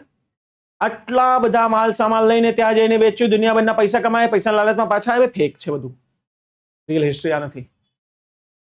વાસ્કો દ ગામા ત્યાં રોકાયા, ટ્રેડ કર્યું, ટેક્સ ના આપી શક્યા એટલે રાજા સાથે મીટિંગ થઈ. રાજા એને હેરેસ કર્યો, છોડીને ભાગવું પડે. ઇન રિટર્ન આમંત્રણ ભાગ્યા 15 થી 20 જણા રાજાના એને કિડનેપ કરી લીધા. કિડનેપ કરીને શિપમાં બેસાડી લીધું. હવે આપણા રાજાને એક વાંધો હતો સાહેબ. આપણા રાજા જમીન પર તો આમ હતા, દરિયામાં આમ હતા. નો શિપ ટેકનોલોજી. અને ગામા નીકળી ગયા દરિયામાં બધો માલ સામાન નાખીને. જતી વખતે એક લેટર મૂકીને ગયા હતા એ લેટર મેં વાંચ્યો છે. I will be back and take my revenge. પાછો હશે ને મારી બદલો લઈ જોજે. આપણી બુક્સ લખે છે બીજી વાર પાછું વ્યાપાર કરવા ભારત આવ્યા હતા. યાર બદલો લેવા આવ્યા ત્યારે કંઈક તો માન રાખો. આટલું ફેક લઈ ગયા, અહીંયાથી માલ સામાન ત્યાં વેચ્યું, એને 60 ટાઈમ પ્રોફિટ થયો, 60 ગણા. અહીંયાથી એક વસ્તુ 100 રૂપિયામાં લઈ ગયા અને ત્યાં જઈને 6000 માં વેચી. જો એ જ એ વસ્તુ જમીની માર્ગથી બધાને ટેક્સ આપે, તુર્કર ગાડીઓને, વેલિસને બધાને ટેક્સ આપીને આવે ને, છતાંય એના કરતા 10 ગણા વધારે પ્રોફિટ. યુરોપિયનની આંખ ખુલી ગઈ અને વાસ્કો દ ગામાની હાલત ટાઈટ થઈ ગઈ કે યાર હું તો ઝઘડો કરીને આવ્યો હતો. હવે વાસ્કો દ ગામા જ્યારે નેક્સ્ટ ટાઈમ ઇન્ડિયા આવે છે તો મોટી શિપ લઈને આવે છે અને પૂરા પોતાની સાથે એક કોન્વોય લઈને આવશે યુદ્ધ કરવા જેમુરીન સાથે. આવીને જેમુરીનના માણસોને પાછા આપશે, થોડીક પીસ સ્ટેબ્લિશ થાય છે, પણ પછી વોર શરૂ થઈ જાય છે અને એ વોરમાં પોર્તુગાલીઓ જેમુરીનને હરાવશે. ઓકે, અને આ રીતે ફાઇનલી વાસ્કો દ ગામા બીજી વાર ઇન્ડિયા આવ્યા યુદ્ધના પર્પઝથી. યુદ્ધ કરીને હરાવી દીધું કેમ કે શિપ બિલ્ડિંગ હતી નહીં આ લોકો પાસે. અને વાસ્કો દ ગામા ઇન્ડિયામાં ફેક્ટરી સ્થાપિત કરવા વાળા દ્વિતીય પોર્તુગાલી બન્યા, પ્રથમ નહીં. કેમ કે જ્યારે ગયા હતા એટલે બીજો પોર્તુગાલી આવી ગયો હતો અને એક કંપની ઓલરેડી અહીંયા એસ્ટાબ્લિશ કરી દીધી હતી. કંપની મતલબ હવે આ બધા છે ને બેટા ટ્રેડર્સ હતા. આ વિધાન ધ્યાનથી સમજજો, મેન્યુફેક્ચરર નહીં. આ ટ્રેડર્સ કોને કહેવાય? કોઈની વસ્તુ લઈને કોઈને વેચવી, મધ્યસ્થને ટ્રેડર્સ કહેવાય છે. ઉત્પાદક નથી. તો એક જગ્યાથી વસ્તુ ખરીદશે ઇન્ડિયામાં આવીને તો એક દિવસમાં થોડી ખરીદી થઈ જશે. આપણા ત્યાં લગ્નની નથી થતી તો વ્યાપારની ક્યાંથી થાય? તો આ મહિનો 2 મહિનો ઇન્ડિયામાં રહેતા, ધીરે ધીરે વસ્તુ લાવતા, ભેગું કરતા, તો રાખવા માટે ગેસ્ટ હાઉસ તો જોઈએ ને. તો ગેસ્ટ હાઉસ બનાવતા લોકો, વેર હાઉસ બનાવતા. પ્રોબ્લેમ ક્યાં હતી? ઇન્ડિયનને ખબર છે આ ધોળાઓ છે, કરી શું લેશે, તેના ગેસ્ટ હાઉસમાં જઈને રાત્રે હમલો કરીને બધું લૂંટી લાવતો. અને હવે એક નહીં, વારંવાર થતું. તો મજબૂર થઈને આ લોકોએ ત્યાં વોચમેન રાખવાની શરૂઆત કરી. અહીંયાથી કોન્સેપ્ટ વોચમેનનો આવ્યો. પેલા લાકડી લઈને વોચમેન બેસાડતા તો 100 લોકો અટેક કરી દેતા. લોકલ જઈને લૂંટી જ લાવો, મૂકે જ નહીં. પછી એ લોકોએ વોચમેનને હથિયાર આપવાનું ચાલુ કર્યું અને ધીરે ધીરે ધીરે આ વોચમેન આ કંપનીઝની આર્મી બનવા લાગી. અને આ વેરહાઉસ મતલબ સંગ્રહ ગ્રહ એવું કઈ કહી શકો ને, સોરી સંગ્રહાલય એ અલગ હોય બેટા, એમાં આપણા જીવન મુકાય. ગોડાઉન કહી શકીએ હે ને, વેરહાઉસ ઓર ગોડાઉન. વેરહાઉસ ઓર ગોડાઉન જેવી રચના ધીરે ધીરે ફોર્ટિફાઈડ થવા લાગી. ફોર્ટિફાઈડ એટલે કિલ્લાબંધી થવા લાગી અને એ જ બની ગયા મોટા મોટા કિલ્લાઓ જેના અંદર આ યુરોપિયન રાત્રે આવીને નિવાસ કરતા. ઇન્ટરેસ્ટિંગ વસ્તુ તમને કહું છું, પોર્તુગાલીઓ અને અંગ્રેજો વચ્ચે એક પ્રાથમિક અંતર છે. અંગ્રેજો હંમેશા કિલ્લાની અંદર રહેતા, કિલ્લાની બહાર ક્યારેય ના રહે. અને પોર્તુગાલીઓ કિલ્લાની અંદરની સિવાય બહાર બી રહેતા. અને એટલે જ પોર્તુગાલીઓનું શાસન ઇન્ડિયામાં ઓછું હતું, છતાં પોર્તુગાલીઓને જે આર્કિટેક્ચર છે, જે કલ્ચર છે, આજે બી ઇન્ડિયામાં છે, અંગ્રેજો નહીં રહ્યું. કેમ કે પોર્તુગાલી જ્યારે બહાર રહેવા ગયા તો એના સ્ટાઇલમાં ઘર બન્યા, ઇન્ડો ગોથિક સ્ટાઇલ કહેવાય છે. ટેમ્પલ આર્કિટેક્ચરમાં તમારો Indo gothic style, Indo English style નથી, ઇન્ડો ગોથિક સ્ટાઇલ છે. એ લોકો ઘર પોતાનું બનાવતા તો પોતાના સ્ટાઇલમાં બનાવે, ડાન્સ કરે તો પોતાના સ્ટાઇલમાં કરે, મ્યુઝિક, ભાષા. પોર્તુગાલીઓ લોકલ સાથે વધારે હળી મળીને રહેતા કેમ કે લોકો સાથે મેરેજ બી કરતા હતા as compare to English. English હંમેશા આઇસોલેટેડ રહેતા. એટલે 200 વર્ષના શાસનકાળમાં અંગ્રેજોનું કલ્ચર ઇન્ડિયામાં નહીં રહ્યો, પોર્ચુગાલીનો આજે પણ એઝ ઇટ ઇઝ ચાલે છે. સોરી કેરળ કરતા ગોવા મેઇન છે. દમન દીવ તમારો બેસ્ટ એક્ઝામ્પલ. ગુજરાતનો દમન દીવ તો પૂરો પોર્તુગાલીનો છે. I hope you guys understood my point 100%. આ રીતે યુરોપિયનનો ભારતમાં આગમન શરૂ થાય છે. પહેલો પોર્તુગાલીઓ થશે. પણ એક વસ્તુ એ સમજી ગયા હતા, હું ગવર્નર જનરલ બધા ભણાવી દઈશ, લોડ ના લેતા તમારા જીવનમાં. કે સાહેબ બોલા નામ ક્યો, નામ અલ્ફોન્સો દો અલ્બુકર્ક, હે ને, કહીશ નામ ગામ બધું કહીશ, પણ પેલા સમજી તો લો શું છે. જ્યારે આવી ગયા આ લોકો, પ્રોબ્લેમ ક્યાં આવી? અમને એક વસ્તુ સમજ પડી ગઈ, જ્યારે આ આવ્યા છે ત્યારે ઇન્ડિયામાં મુગલ સામ્રાજ્ય ફેલાઈ રહ્યું છે. અકબર અને જહાંગીર જેવા માઇટી કિંગ્સ. અને પોર્તુગાલીઓની औकात નથી કે આ રાજાઓ સાથે યુદ્ધ કરી શકે, કોઈ સંજોગે નથી. આવ્યા તો આ જ પ્લાનિંગથી હતા કે ઇન્ડિયા પર શાસન કરશે, પણ ઇન્ડિયા આવીને જોયું કે અહીંયા તો ભાઈ મોટા મોટા શાસકો બેઠા છે, આટલી એની આર્મીની સંખ્યા છે જેટલી આપણે ત્યાં ટોટલ વસ્તી નથી. યુરોપની ટોટલ વસ્તી કરતા મુગલના આર્મી વધારે છે નહીં કરતા. એમની ટેવર છે લડી લેશે, તો એમને એક કસમ ખાધી, જમીન નથી જોતી તો દરિયો લઈ લઈએ, let's control entire ocean. Choke point control કરી લો. ચોક પોઈન્ટ એટલે દરિયામાં એ પાતળો રસ્તો જે એક દરિયાને બીજે દરિયાથી જોડતો હોય, જો એના ઉપર કંટ્રોલ થઈ જાય તો પૂરી દુનિયાનો વ્યાપાર તમારો. Isn't it? એટલે આ લોકો એક નીતિ આપી જેને કહેવાય બ્લુ વોટર પોલિસી. કોને આપી હતી? કોને કીધું આ જવાબ? જવાબ કોને આપ્યો? એ આપ્યો? કોને આપ્યો? શાબાશ. ના બને આ બાદ તો વખાણ થઈ જાત. બ્લુ વોટર નીતિ. અલ્મેડા એની નીતિ હતી આ. એને શું પ્લાનિંગ કરી કે જમીન નથી જોતી, પણ આ રાજાઓનું ગળું ક્યાં છે? દરિયામાં જ વેપાર થાય છે ને, દરિયો બ્લોક કરતો. તો આ લોકોએ જેટલા સ્ટ્રેટેજિક પોઈન્ટ હતા, જેમ કે બાબ અલ મંડેબ, સ્ટ્રેટ ઓફ ઓર્મુઝ, સ્ટ્રેટ ઓફ મલક્કા, ગુજરાતનો દરિયાકાંઠો, આ બધું બ્લોક કરી દીધું. હવે આ એમના કંટ્રોલમાં રહેશે. અને તમને જો કોઈ પણ વસ્તુ લઈ જવી હોય, વ્યક્તિ કે વસ્તુ, અમારી પરમિશન લો. જેમ કે કાર્ટેજ સિસ્ટમ. આ સિસ્ટમને શું કહેવાયું? Cartage permit system. Cartage system વિશ્વનો પહેલો ટેક્સેશન ઇન્ટરનેશનલ ટ્રેડમાં. સિમ્પલ વસ્તુ હતી. જો તમે તમારી વસ્તુ કે લોકોને લઈને જવાના માંગો છો દરિયામાં, પહેલા પોર્તુગાલીઓ પાસેથી પરમિશન લઈ આવો. પરમિશનના બદલે પૈસા આપવા પડશે, મફતમાં નહીં મળે. ઓકે, તમે પૈસા આપી દો તો તમારી વસ્તુ સેફલી પહોંચી જશે, અમારી ગેરંટી. બે કારણથી. અમારી બે શિપ તમારી સાથે ચાલશે. જે સમુદ્રી લૂંટેરાઓ હતા, જ્યારે પાયરેટ્સ ખતરનાક હતા, એનાથી અમે તમને સંરક્ષણ આપી દઈશું. અને બીજું, અમારા પોતાથી સંરક્ષણ આપી દઈશું. કેમ કે અમે પાયરેટ્સ બની ગયા તો હું નો દરિયામાં શું થયું? ત્યારે થોડી સેટેલાઇટથી મેસેજ મોકલશો કે અટેક થઈ ગયું છે. તમે વિચારો કેટલી પાવરફુલ વસ્તુ હશે કે અકબરના પરિવારના લોકો જ્યારે હજ કરવા ગયા, હજ તમને ખબર છે ને, મક્કા મદીનાની વિઝિટ કરે મુસ્લિમો, હજ કરવા જ્યારે જાય છે એના પહેલા અકબર પોતે, અકબરની વાત કરી છે આપણે, એ પુર્તગાલી પાસે ગયો, સાહેબ કાર્ટેજ આપી દો ને પ્લીઝ.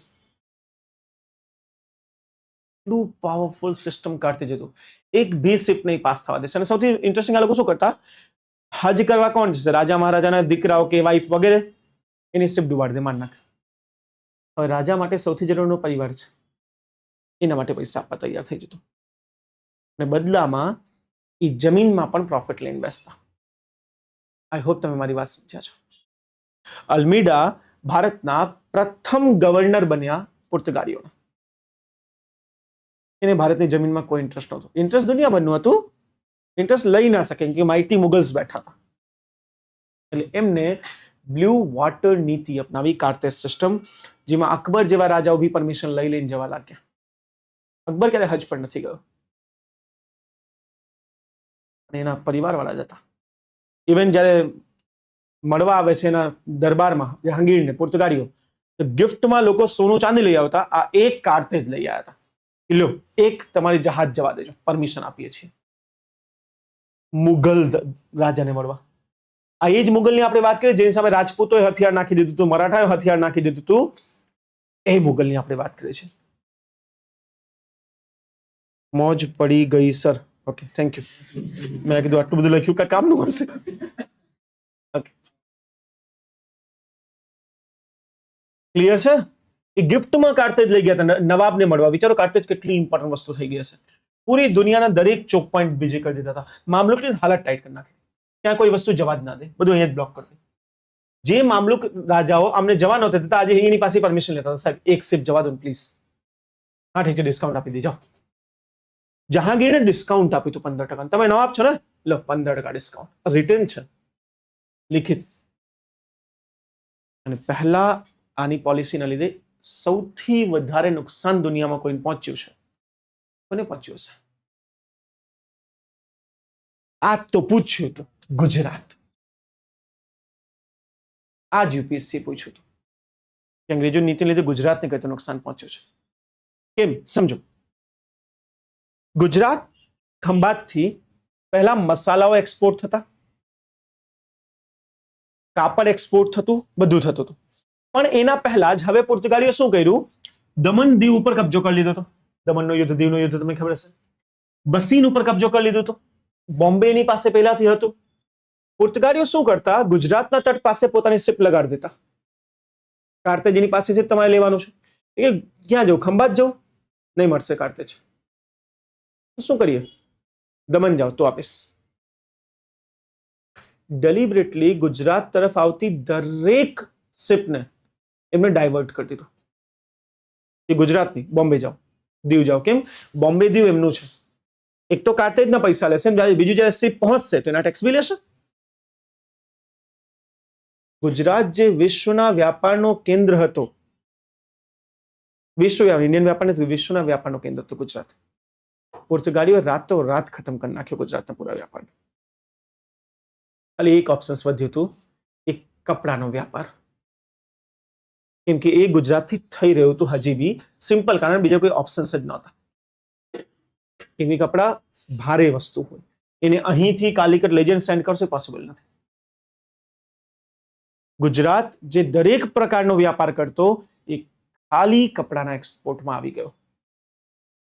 સુરત એક જમાનો સૌથી પ્રખ્યાત શહેર, એ ટેક્સટાઇલ હબ બની ગયો અને આજે પણ છે. આજે દેશ દુનિયાથી લોકો લગ્નની શોપિંગ કરવા સુરત આવે, થેન્ક્સ ટુ પોર્તુગાલીઓ. કેમ કે ખંભાતથી બીજું કંઈ એક્સપોર્ટ થઈ જ ન શકે. હવે બધું ડાયવર્ટ કરાવી દો, ખાલી કપડા. સુરત, ખંભાત જેવા જે પોર્ટ એક સમય સૌથી મહાન પોર્ટ હતા, આજે ભરૂચનો દરિયાકાંઠો તમે સાંભળ્યો છો? ખતમ કરી દીધું. એ પોર્ટ નષ્ટ કરી દીધા. ગુજરાત, સુરતનો પોર્ટ હવે ક્યાં મોટા વ્યાપાર થાય છે? ગુજરાતના સૌથી મોટા દરિયાકાંઠો અત્યારે કયો છે? કાંડલા, દેન મુન્દ્રા, દેન વેરાવદર. વેરાવદર છે કયું છે? વેરાવળ. આ બધા બની ગયા છે. ત્યાં ગયો સુરત, ખંભાત, જેનાથી પૂરી દુનિયામાં વ્યાપાર થતો. પોર્તુગાલીઓ ખતમ કર્યો. આજે નાકાબંધી એનાથી ગુજરાતનો વ્યાપાર ખતમ. ગુજરાતના વ્યાપારમાં મોનોપોલી આવી ગઈ. ખાલી કપડા જ વેચાશે, બાકી કઈ વેચાશે જ નહીં. પેલા મસાલો કેરળથી ચાલી જમીની રસ્તે ગુજરાત આવતો, ગુજરાતથી એક્સપોર્ટ થતા. હવે કોઈ જરૂર નથી. કેમ કાલિકટ ત્યાં જતું, ત્યાંથી સીધું પોર્તુગાલીઓ આપણે લઈ જતા. કેમ કે હવે એની પાસે ટેકનોલોજી હતી અરબ સાગરને ક્રોસ કરવાની. હવે અહીંયા જવાની જરૂરત નથી, સીધું અરબ સાગર ક્રોસ કરીને નીકળી જતા. ઇકોનોમિકલી આપણે વીક થઈ ગયા. એ વખતે ગુજરાતમાં જેનું શાસન હતું, એ મહાન ગુજરાતની સલ્તનતો છે. સલ્તનત કાળ તમે ગુજરાત હિસ્ટ્રીમાં ભણો. ગુજરાત હિસ્ટ્રી ના ભણાવવા પાછળ મારું સૌથી મુખ્ય કારણ છે, તમને ઈમાનદારીથી કહું. જે તમે વિચારી તો છે જ, ઘરની શાંતિ. બીજું એક મુખ્ય કારણ છે કે મને એન્શિયન્ટ હિસ્ટ્રી ભણાવતા 41 લેક્ચર નીકળી જાય છે, મિડવિલમાં 30, અને મોડર્ન જો ફૂલ ઈમાનદારી છે, કે તમારા જેવા ઓડિયન્સ હોય, તમને ભણવાની મને મજા આવે, તમારા જે ઓડિયન્સ હોય તો 60, એટલે 130 લેક્ચર હું ઓલરેડી ઇન્ડિયન હિસ્ટ્રીમાં લઈ રહ્યો છું. એમાં ગુજરાત ઉમેરી દેશો તો 6 મહિના ખાલી હિસ્ટ્રી ભણશો. એટલે અને ગુજરાતની પ્રોબ્લેમ ક્યાં છે? કેટલા પ્રશ્નો બની નથી રહ્યા, આઉટપુટ નથી ભણાવવાનો. બાકી ભણાવવાનો કોઈ વાંધો નહીં. પ્રિલિમ્સમાં 4 પ્રશ્ન બનશે, મોડર્ન થી 20 બનશે. આમાં ટાઈમ આપીએ. કેમ કે પ્રોબ્લેમ ક્યાં છે? ત્યાં ઘૂસીશ ને ત્યાં બી આ રીતે ભણાવે જેમ અત્યારે ભણાવો, 4 કલાકથી ગુજરાત પર થઈ જશે. કેમ કે આ મેન્સમાં પૂછાય તો, બાકી આ બી ના ભણાવો. તમને ખબર, જ્યાં ગુજરાતની બાઉન્ડ્રી આવે ત્યાં હું પોતાને દૂર લઈ જાઉં કે મારું નથી. નો ઇન્ટરફરન્સ ઇન અધર સબ્જેક્ટ. જ્યાં જીવન નરક થઈ શકે અહીંયા ભણાવી દઈશ, ઘરે જઈને પછી મારે જ ભણવું પડશે, એટલે ભણાવવામાં રિસ્ક લેતો. પણ આ ટોપિક બહુ વાર પૂછાય છે, ગુજરાતમાં કોઈ ભણાવતું નથી. કે ભાઈ કાર્ટેજ સિસ્ટમ ભણાવવી પડશે, એના માટે બ્લુ વોટર પોલિસી ભણાવવી પડશે, અલ્મીડાને ભણાવવું પડશે. સમજી ગયા? ટ્રેડ ઓછો, આપણા દરિયાકાંઠાઓ બગડી ગયા. કે ભાઈ દરિયાકાંઠે જે મહત્વના હતા એ બધા ડિસ્ટ્રોય થઈ ગયા. સુરત, ભરૂચ જેવા દરિયાકાંઠો ડિસ્ટ્રોય થઈ ગયા. આટલું જ નહીં, ગુજરાતની કૃષિ અને સંસ્કૃતિ ઉપર બી અસર પડી છે. જ્યાં અરબીઓ પહેલા ગુજરાતમાં ડાયરેક્ટ આવતા હતા, ગુજરાતમાં નિવાસ કરતા હતા તો ગુજરાતમાં ફોરેન સોનાના સિક્કા વાપરતા, કેમ કે અહીંયા રહે ફરે, માર્કેટ ડેવલપ કરે. હવે ગુજરાતનું ભરૂચ, સુરત જેવી બજારો ખાલી થઈ ગઈ, કેમ કે હવે ત્યાં કોઈ વિદેશી નથી, અને જો વિદેશી ખરીદવા નથી આવતું જ વેચવા કોણ આવશે? ગુજરાતની ટ્રેડિશનલ બજાર ખતમ થઈ ગઈ. બાકી તમે આજથી 500 વર્ષ પહેલા જો સુરત ગયા તો, હું ગયો તો, જો ગયા હોત ને તો તમે જોયું હોત આટલા વેચનાર બેઠા હોય. હું ગયો નથી એકચ્યુઅલી, મેં પેઇન્ટિંગ જોઈ છે. એક બ્રિટિશ હતા, એલેક્સસ કે કંઈક નામ હતું એનું, એને ગુજરાતના સુરતની પેઇન્ટિંગ બનાવી હતી. મોટી બજાર બેસે છે, આજુબાજુ હોડીઓ લાગી છે, લોકો બજારમાં ઘૂસી ગયા છે, ટોપી પહેરી પહેરીને બધા અરેબિક અને અંગ્રેજો, બધું ખતમ. એ ખતમ થતા ગુજરાતના હેન્ડીક્રાફ્ટ ગુજરાતમાં શું કહી દઈએ આપણે? હસ્તકલાની ડિમાન્ડ ખતમ. ગુજરાતની હસ્તકલા ડિસ્ટ્રોય થઈ ગઈ. ગુજરાતના કૃષિ, હવે જો તમારું માલ સામાન કોઈ ખરીદતું નથી, કેરીઓ હવે કોઈ ખરીદતું નથી, ખરીદીશું નહીં હતા, કપાસ, કાપડ, તો બધું જ જે એક સમય આપણે યોગ્ય ઉત્પાદન કરતા હટાઈને આપણે કપાસની કૃષિ કરવા લાગ્યા. આજે ગુજરાત કપાસનું કેન્દ્ર છે પોર્તુગાળીઓના લીધે. આને આપણો કલ્ચર ખતમ કર્યો, હસ્તકળા ખતમ કરી, દરિયાના જે પોર્ટ્સ હોય એ ડિસ્ટ્રોય કરી દીધા, ટ્રેડ ડિસ્ટ્રોય કરી દીધું. ગુજરાતના મુખ્ય 2 વ્યાપારીઓ હતા, એક બોહરા કમ્યુનિટી ને બીજું વાણિયાઓ. આજે બી ગુજરાતમાં આમનું ડોમિનન્સ છે, કેમ કે એ અંગ્રેજોના આવા પહેલા હતા, પૂરા ગુજરાતનો ટ્રેડ સંભાળતા. બનિયા કમ્યુનિટી જેને આપણે કહીએ છીએ, અને એટલે જ એટલા સમૃદ્ધ છે. પટેલ સમુદાય ત્યાંથી જ આવ્યું છે. આજે પટેલ એટલા સમૃદ્ધ છે, તમે જો કયો એવો બિલ્ડર છે જે પટેલ નથી? અને જય સ્વામિનારાયણ બોલ્યા વગર જો તમને ફ્લેટ મળી જાય, તમે ભગવાન. મને એટલે જ નહીં મળતું. કટ્ટર હિન્દુ. આજે પટેલ પાસે એટલા પૈસા છે, આજના નથી, એટલી જમીન છે આજની નથી સાહેબ. એને પૂરા ઇન્ડિયાનો વ્યાપાર કંટ્રોલ કર્યો હતો, ખાલી ગુજરાતો નહીં. જ્યારે આ રસ્તાઓ બંધ થયા, બધો માલ સામાન ગુજરાત આવવા લાગ્યો, પૂરા ઇન્ડિયાથી. કેમ કે ખંભાતનો જ દરિયાકાંઠો એટલો ડીપ હતો જ્યાં મોટી શિપ આવી શકે, અને અહીંયા જ મર્ચન્ટ્સ પાસે પૈસા હતા જે ખરીદીને વેટ કરી શકે વેચવાનો. અને અહીંથી અરબ જ જવું હતું, સાગર તો કોઈ ક્રોસ ના કરી શકે, તો બેસ્ટ રૂટ આ જ છે. અને જે અહીંયાથી નીકળતા બી માલ સામાન લઈને, જો આ બ્લુ કલરની લાઈન, ધારો કે કાલિકટ વગેરેથી નીકળે છે, તો આવું તેને ગુજરાત જ પડશે. ગુજરાત થઈને જ તમે અરબ જઈ શકો. ડાયરેક્ટ આટલી ટેકનોલોજી ઇન્ડિયા પાસે નહોતી, બાકી બધા પાસે હતી. ખતમ એ ગુજરાત. અને જ્યારે ગુજરાતના રાજા મહમૂદ બેગડા, તમને યાદ છે, એની સાથે યુદ્ધ કરશે પોર્તુગાળીઓ. યુદ્ધમાં એને મારી નાખવામાં આવશે. હેરાન નહીં, સોરી, કોને માર્યું હતું? બહાદુર શાહ. યુપીએસસી પ્રશ્ન પૂછ્યો હતો, બોલો 2022 યુપીએસસી પ્રશ્ન હતો. ગુજરાતના કયા રાજાને મારવામાં આવ્યું હતું? બહાદુર શાહ. બહાદુર શાહને મારી નાખવામાં આવે છે ને, ગુજરાતી સલ્તનત કાળ અંત થઈ જાય છે, અને ત્યાંથી અંગ્રેજી કાળ ગુજરાતમાં શરૂ થઈ જશે, પોર્તુગાલીસ કાળ. ક્લિયર છે આટલી પૂરી કહાની તમને બધાને? 100%. પોર્તુગાળી આવ્યા એ મેટર નથી કરતું, આવ્યાથી થયું શું એ મેટર કરે છે. અને અમારા મહાન શિક્ષકો ભણાવે છે 1498 વાસ્કો દ ગામા આવ્યા. આ દિવસ યાદ રાખજો. 25 વર્ષનું એક ક્વેશ્ચન દેખાડજો, જયારે પૂછ્યું હોય ક્યારે આવ્યા હતા. છે એક બી ક્વેશ્ચન 25 વર્ષ તો નહીં યાદ રાખશો ચાલશે. આપણે 4થા 5માનું ધોરણની તૈયારી નથી કરતા, વર્ષ યાદ રાખવાના, અસર યાદ રહેવી જોઈએ ને. હવે આ પૂછાઈ રહ્યું છે, મોડર્ન ટ્રેન્ડ તમને સમજવું પડશે. બાકી 1498 કોના આવ્યું હવે ભૂલી જાવ તો મને કહી દેજો. તમે ભૂલાશો? ક્યારે આવ્યો વાસ્કો દ ગામા? 1498. 7મા ધોરણથી ભણો છો યાર. કંઈક તો યુપીએસસી જીપીએસસી નું માન રાખી લો, જો 7મા ધોરણનું જ ભણવું હોય તો, હે ને? આવ્યું હશે, જ્યારે આવ્યું હશે. મેઇન આવાથી ગુજરાત પર આ પ્રકારની અસર થઈ. અન્ય દેશ રાજ્યના અસરની હવે આપણે એક એક કરીને ચર્ચા કરીશું. પછી હું તમને ફેક્ટ લખાવીશ કે કોને કઈ નીતિ લાવે, કઈ કઈ વસ્તુ કરી છે. પોર્તુગાલીઓની ભારત ઉપર સકારાત્મક અને નકારાત્મક આપણે બંને અસરની વાત કરી લઈએ. સકારાત્મક સૌથી પહેલી અસર શું પડી છે? કલ્ચર એક્સચેન્જ થયો છે, સંસ્કૃતિ બદલાય છે, મિક્સ્ડ કલ્ચર ભારતમાં હોય. જેમ કે ક્યુઝીન, આપણા ખાણીપીણી. ખાણી જ કેવાય, કઈ રીતે લખાય? અણ જવા દે, આવડે છે ડોબા? આટલી નથી આવડતું. ખાણી પીણી આમ જ લખાય ને? બરાબર લખ્યું ને? શું વાત કરો, જીપીએસસી આપી છે. હા, 150 માંથી 9 નંબર લાવ્યો.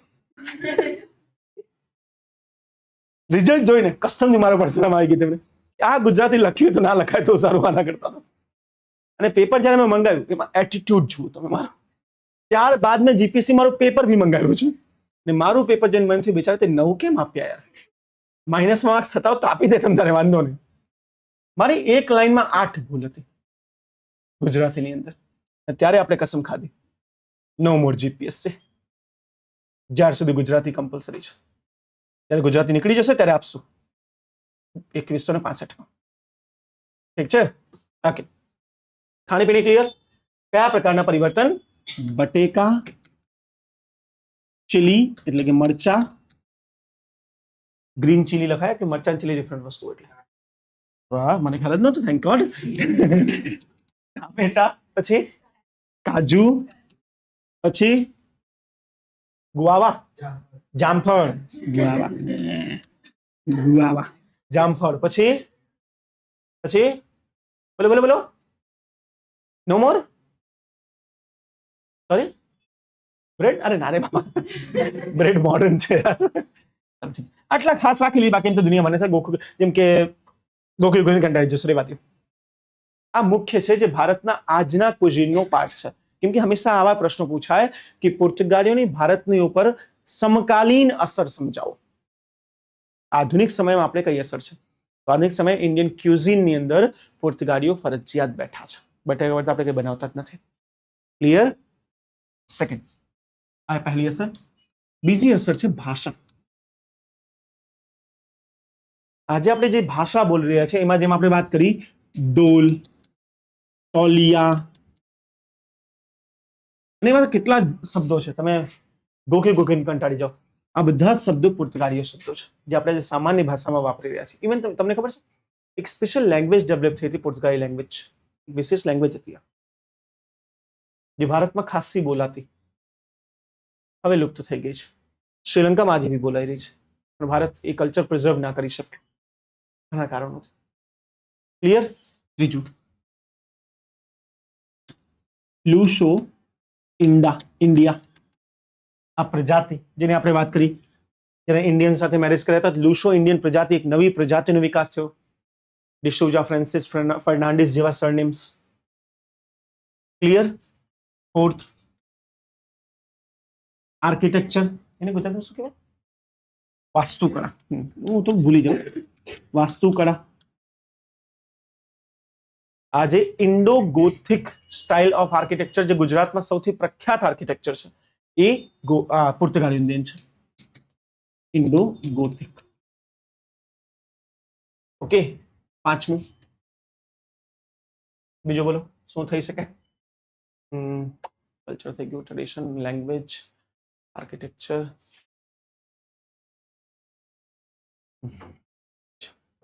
આટલી અસરો પોર્તુગાલીઓની ભારત ઉપર પડી છે સકારાત્મક, જેનાથી આપણે કંઈક શીખ્યું છે. ઘણી બધી નકારાત્મક અસર પણ છે. જેમ કે સૌથી પહેલા સમજો, પોર્તુગાલીઓ એક નીતિ અપનાવી હતી. એ નીતિ શું હતી? એ ક્રિશ્ચિયનિટીનો પ્રચાર કરવા ઇન્ડિયા આવ્યા હતા. ઇન્ડિયા આવવા પાછળ બે કારણ હતા. ક્રિશ્ચિયનિટીનો પ્રચાર, તમને ચાલો આ મસ્ત કહાની કહું, કોઈને ખબર જ નથી આ કહાની.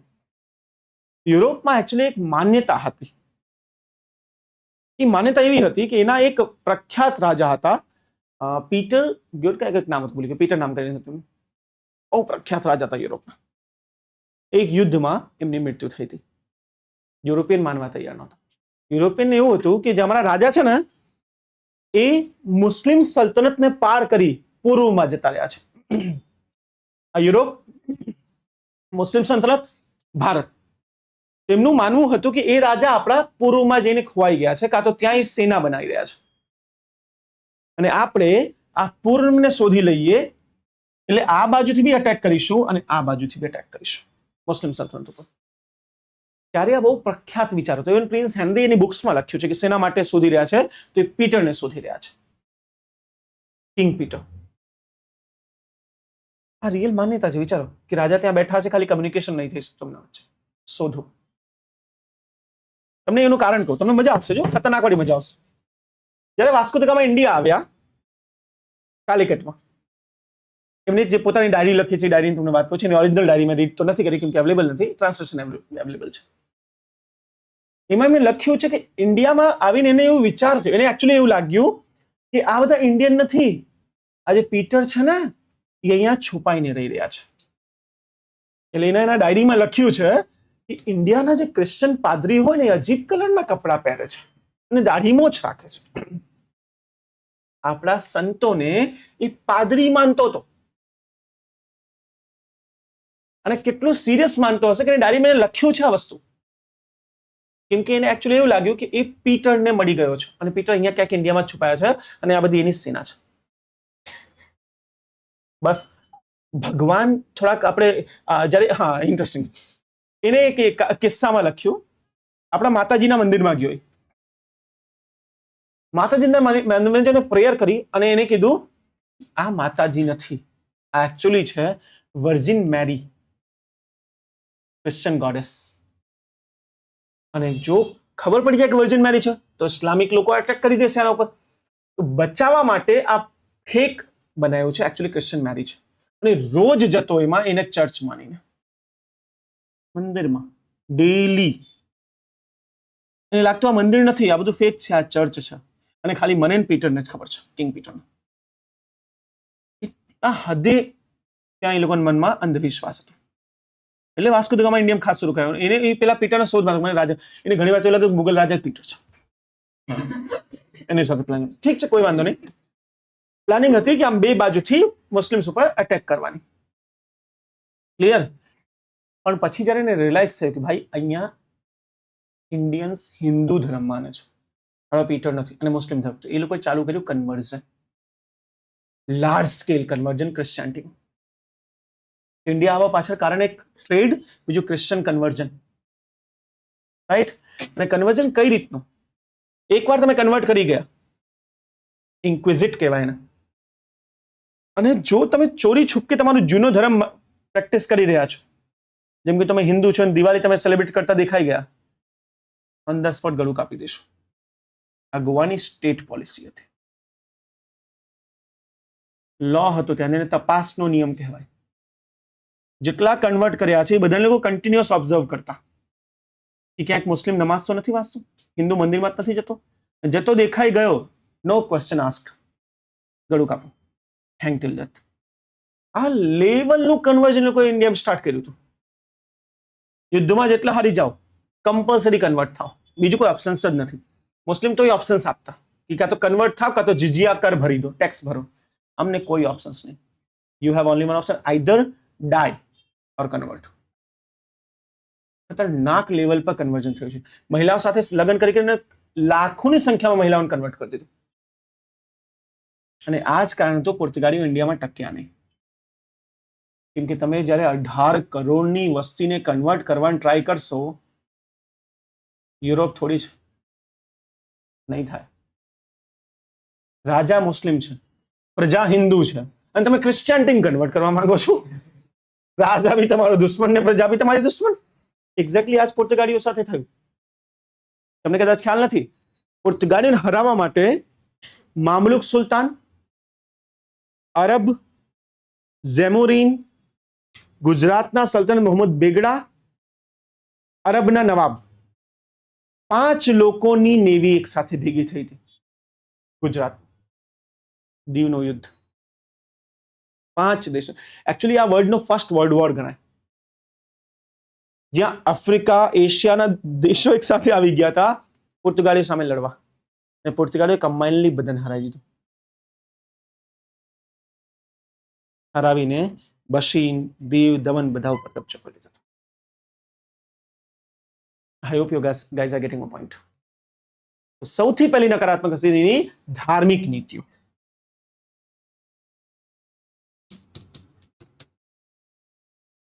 ફોર્સ્ડ કન્વર્ઝન, જેના લીધે ભાગવું પડ્યું.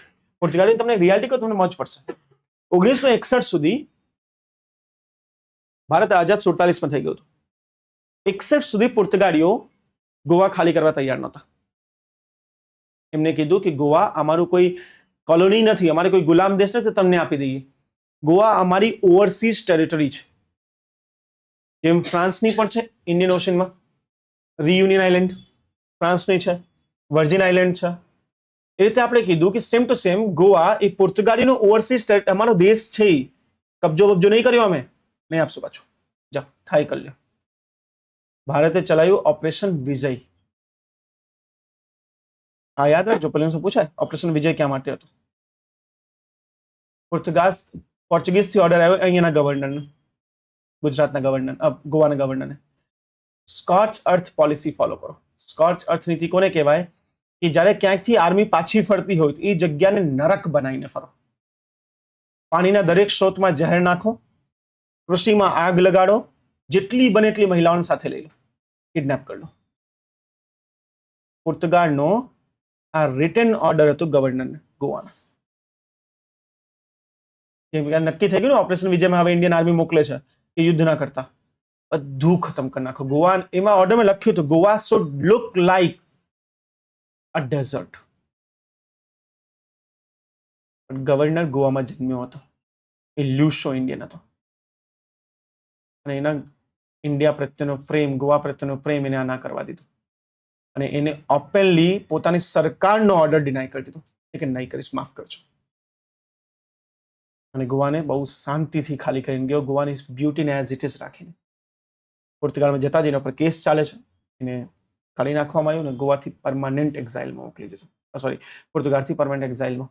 ઇન્ડિયા માટે જેને દયા દેખાડી એ દયાનો એ પોતે ભોગ બની ગયો.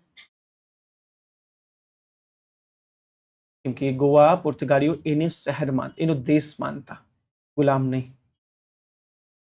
ગોવા એમનો સ્ટ્રોંગ હોલ્ડ, દમન દીવ બીજો સ્ટ્રોંગ હોલ્ડ, બસીન ત્રીજો સ્ટ્રોંગ હોલ્ડ હતો. આ 4 એરિયા એમનું સૌથી, અને પહેલું ગોલકોન્ડા, કેમ કે ગોલકોન્ડાના નવાબને જ હરાવીને એને પહેલી જમીન 1510માં કબજો કરી હતી. ક્લિયર? બોમ્બે પોર્તુગાલીનું હતું. પછી એની મહારાણીએ લગ્ન કર્યા ચાર્લ્સ સાથે, પ્રિન્સ ચાર્લ્સ સાથે. કેથરીને પ્રિન્સ ચાર્લ્સ સાથે લગ્ન કર્યા હતા. દહેજમાં બોમ્બે આપી દીધું. એટલે વ્યક્તિ નબળો ના રહેવું જોઈએ. ઓબ્વિયસલી યાર, પોર્તુગાલની રાણી ઇંગ્લેન્ડ સાથે લગ્ન કરી રહી છે, દહેજમાં ગોવા અપાય છે, જે સોરી દહેજમાં બોમ્બે અપાયો છે, ઇન્ડિયાનું છે. તમને ખબર જ્યારે બોમ્બે અપાયો તો બોમ્બેમાં જે ગવર્નર હતા પોર્તુગાલીના, એ બોમ્બેને ખાલી નતો કરવા માંગતા. એ ઓર્ડર માનવાથી ના પાડી દીધી, હું નહીં આપીશ અંગ્રેજોને. અને એને રિટર્નમાં કીધું હતું પોર્તુગાલીઓને, તમે આ જીવનની સૌથી મોટી ભૂલ કરી રહ્યા છો, જો આ જ બોમ્બે લઈને અંગ્રેજો તમને અહીંયાથી ભગાવશે. અને ત્યારે પોર્તુગાલી બહુ મોટી સત્તા હતી, અંગ્રેજો નાની મોટી સત્તા હતી. અમને ભગાડ. અને જોની વાત કેટલી સાચી થઈ. એ જ બોમ્બેને કેન્દ્રમાં રાખીને પોર્તુગાલીઓને હારવામાં આવ્યું હતું ને ઇન્ડિયાથી ભગાવી દેવામાં આવ્યું હતું. એ બોમ્બેને એટલી ઇજ્જત નહોતી સાહેબ, 300 યુરો, ઇમેજિન કરો, એક ઘરનું ભાડું હોય. 300 યુરોના 1 વર્ષના ભાડા ઉપર એ અંગ્રેજી સલ્તનત, અંગ્રેજી રાજાએ ઈસ્ટ ઇન્ડિયા કંપનીને આપી દીધું. લાખો ભાઈ, આમાં કોણ જશે, ટાપુ જ છે ને. 300 યુરો એક ઘરનું ભાડું હોય, પૂરા વર્ષનું પાછું. આટલામાં તો બોમ્બે મળી ગયું છે ઈસ્ટ ઇન્ડિયા કંપનીને. પછી ઈસ્ટ ઇન્ડિયા કંપની બોમ્બેને જે ઊભું કર્યું, આજે ઇન્ડિયાનું ફાઇનાન્શિયલ કેપિટલ છે. જ્યારે કોઈ આવે તો સારું કરે તો ખરાબ બી કરે, એને જ કલ્ચરલ હિસ્ટ્રી કહેવાય. હવે આપણે ગ્રિજસથી નથી વાંચતા કે પોર્તુગાલીઓ આપણી સાથે આ કર્યું. જે આ ગ્રિજસથી ભણાવતા હોય એ ટીચર નથી. તમે 500 વર્ષ જૂનો ઇતિહાસ પકડીને આધુનિક સમયના સંબંધો ના નક્કી કરી શકો. તો આજે પોર્તુગાલથી દુશ્મની કરી લો, આજે આપણો બેસ્ટ ફ્રેન્ડ છે. તો આપણી દરેક વિદેશ નીતિમાં સાથ આપે છે આપણે. એટલે હવે હિસ્ટ્રી એટલે નથી ભણવી કે કોને કયા સમયે આપણી સાથે શું કર્યું હતું, પણ જેને કર્યું એની અસર શું થઈ હિસ્ટ્રી છે. ધાર્મિક અસર થઈ કે ઇન્ડિયામાં લાર્જ સ્કેલ ક્રિશ્ચિયન્સ ઉભા થઈ ગયા, લુશો ઇન્ડિયન્સ ઉભા થયા હતા. સેકન્ડ નકારાત્મક અસર, મેઇન વસ્તુ મીન્સ છે. જેને મીન્સ કરી લીધી ને બેટા, એના માટે પ્રિલિમ્સ બાળકનો ખેલ થઈ જાય. એ પ્રિલિમ્સ તો આમને આમ રમી લે. એટલે હું પ્રિલિમ્સના દૃષ્ટિકોણથી ક્યારે નથી ભણાવતો. I hate that thing. Second નકારાત્મક અસર બેટા પાયરેસી. જ્યારે અંગ્રેજોએ પોર્તુગાલીઓને હરાવી દીધું, એની પાસે કઈ વધ્યું નહીં, તો પોર્તુગાલીઓ પોતે શિપ લૂંટવા લાગ્યા, પાયરેટ ચોર બની ગયા હતા. કલકત્તામાં છુપાઈને, હુગલીના અંદર છુપાઈને જતા, અટેક કરીને પાછું છુપાઈ જતા. રક્ષકથી ભક્ષક બની ગયા, પાયરેસી આવી ગઈ. અને આ પાયરેસી ખાસા પોર્તુગાલીઓ જતા રહ્યા, પણ જે પાયરેસી શીખવાડીને ગયા હતા એ પાયરેસી બંગાળમાં હજી ચાલુ છે. હજી હુગલી નદી પાસે પાયરેસી થાય. રાઈટ. થર્ડ, 100 વર્ષ લગભગ એમને ઇન્ડિયામાં રાજ કર્યું છે. ફ્યુઝન આપ્યું, બધું આપ્યું, નો ડાઉટ. પણ ઇન્ડિયન્સને સબઓર્ડિનેટ રાખવામાં આવ્યું હતું, ભારતીયોને નીચલા દરજ્જાનું ગણવામાં આવ્યું હતું. અને આ વિદેશીઓના સંઘર્ષમાં નુકસાન હંમેશા ભારતનું થતું. ઓકે, આમ કેટલીક નકારાત્મક અસર પોર્તુગાલી શાસનની ભારત પર થઈ હતી. આઈ હોપ હું તમને સમજાવી શકું છું પોર્તુગાલીઓ કઈ રીતે આયા હતા અને શું અસર કરી હતી ગુજરાત ઉપર, ભારત ઉપર, અને નકારાત્મક સકારાત્મક અસરો. કમ્પ્લીટ. હવે આપણે આવશું ફેક્ચ્યુઅલ સ્ટડી ઉપર. એક એક ગવર્નર, વરસ, કામ, તો તમે એને ઇઝીલી સમજી શકશો, કેમ કે જ્યારે બેકગ્રાઉન્ડમાં એક સ્ટોરી હોય તો લિંક કરવામાં ફટાફટ ફાવે. આ તમને બધા જ ભણાવશે કે અંગ્રેજોએ પોર્તુગાલીઓ ભારતીયો સાથે લગ્ન કરવાનો પ્રસ્તાવ મૂક્યો હતો, પેડ્રો સિસ્ટમ. પણ તમને કોઈ આ નહીં ભણાવશે કે કેમ વિદ્વાને, હવે તમને લાઈફ ટાઈમ યાદ રહેશે. અલ્બુકર્કને ભૂલી બતાવો, ભૂલી જતા હો તો પોસિબલ નથી. ઇતિહાસ, શિક્ષણ, અથવા તો હું પોતે વિદ્યાર્થી છું, ઇતિહાસ મને ખ્યાલ છે, અમે હંમેશા મારી એક આઈડિયા છે, હું કોઈ બી ટોપિકને પહેલા એક ઓવરવ્યૂ લઉં. એકચ્યુઅલી લાર્જર પિક્ચર શું હતી, શેના માટે થયું, કઈ રીતે થયું વગેરે, અને પછી હું ફેક્ટને એ લાર્જર પિક્ચરને જસ્ટિફાય કરવા માટે ઇમ્બેડ કરી દઉં. અને એટલે મારા ટીચિંગમાં બી આજે એડોપ્ટ કરું છું. પહેલા હું તમને એક એક્સપ્લેનેશન આપું, પછી આપણે ફેક્ટ ભણીએ તો તમને ઇઝીલી બધું ઇમ્બેડ થઈ જાય, બધું યાદ રહી જાય, કોઈ ફેર ના પડે. ફટાફટ વસ્તુ યાદ રહે. કયા યુદ્ધ થયા, કોની સાથે થયા, કેમ થયા વગેરે વગેરે. હવે આપણે એક એક કરીને જોશું. ક્લિયર? 100%? ફેક્ટની કહાની કરી લઉં. ચાલો,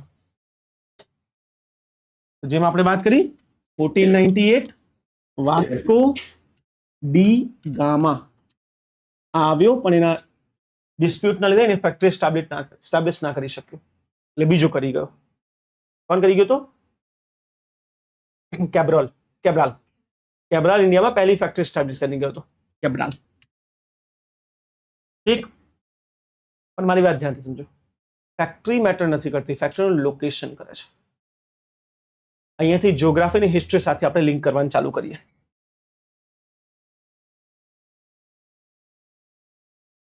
આ બધાનો ટાઈમ લાઈન છે, કેટલા યુરોપિયન ઇન્ડિયામાં આવ્યા હતા, પણ જ્યારે થોડુંક ભણીશું ત્યારે આગળ વધ્યું. પહેલા હજી પોર્તુગાલ પતી જાય, આ બધું તમને કરાવીશ, કોઈ ચિંતા ના કરતા. કેમ આવ્યા હતા એ બધું મેં તમને ઓલરેડી સમજાવી દીધું છે.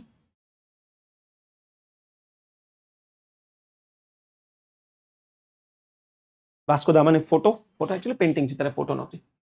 ઓકે, ટોર્સિડાલિસની સંધિ 1494 જે આપણે વાત કરી ડચ અને સ્પેન વચ્ચે. લખવું લખી શકો, હવે લખી શકો, કોઈ વાંધો, ફેક્ટ્સ લખી શકો. આ મેઇન વસ્તુ છે. ઓકે, ટોર્સિડાલિસની સંધિ. આ શું થઈ ગયું? પીપીટી બેકાર થઈ ગઈ.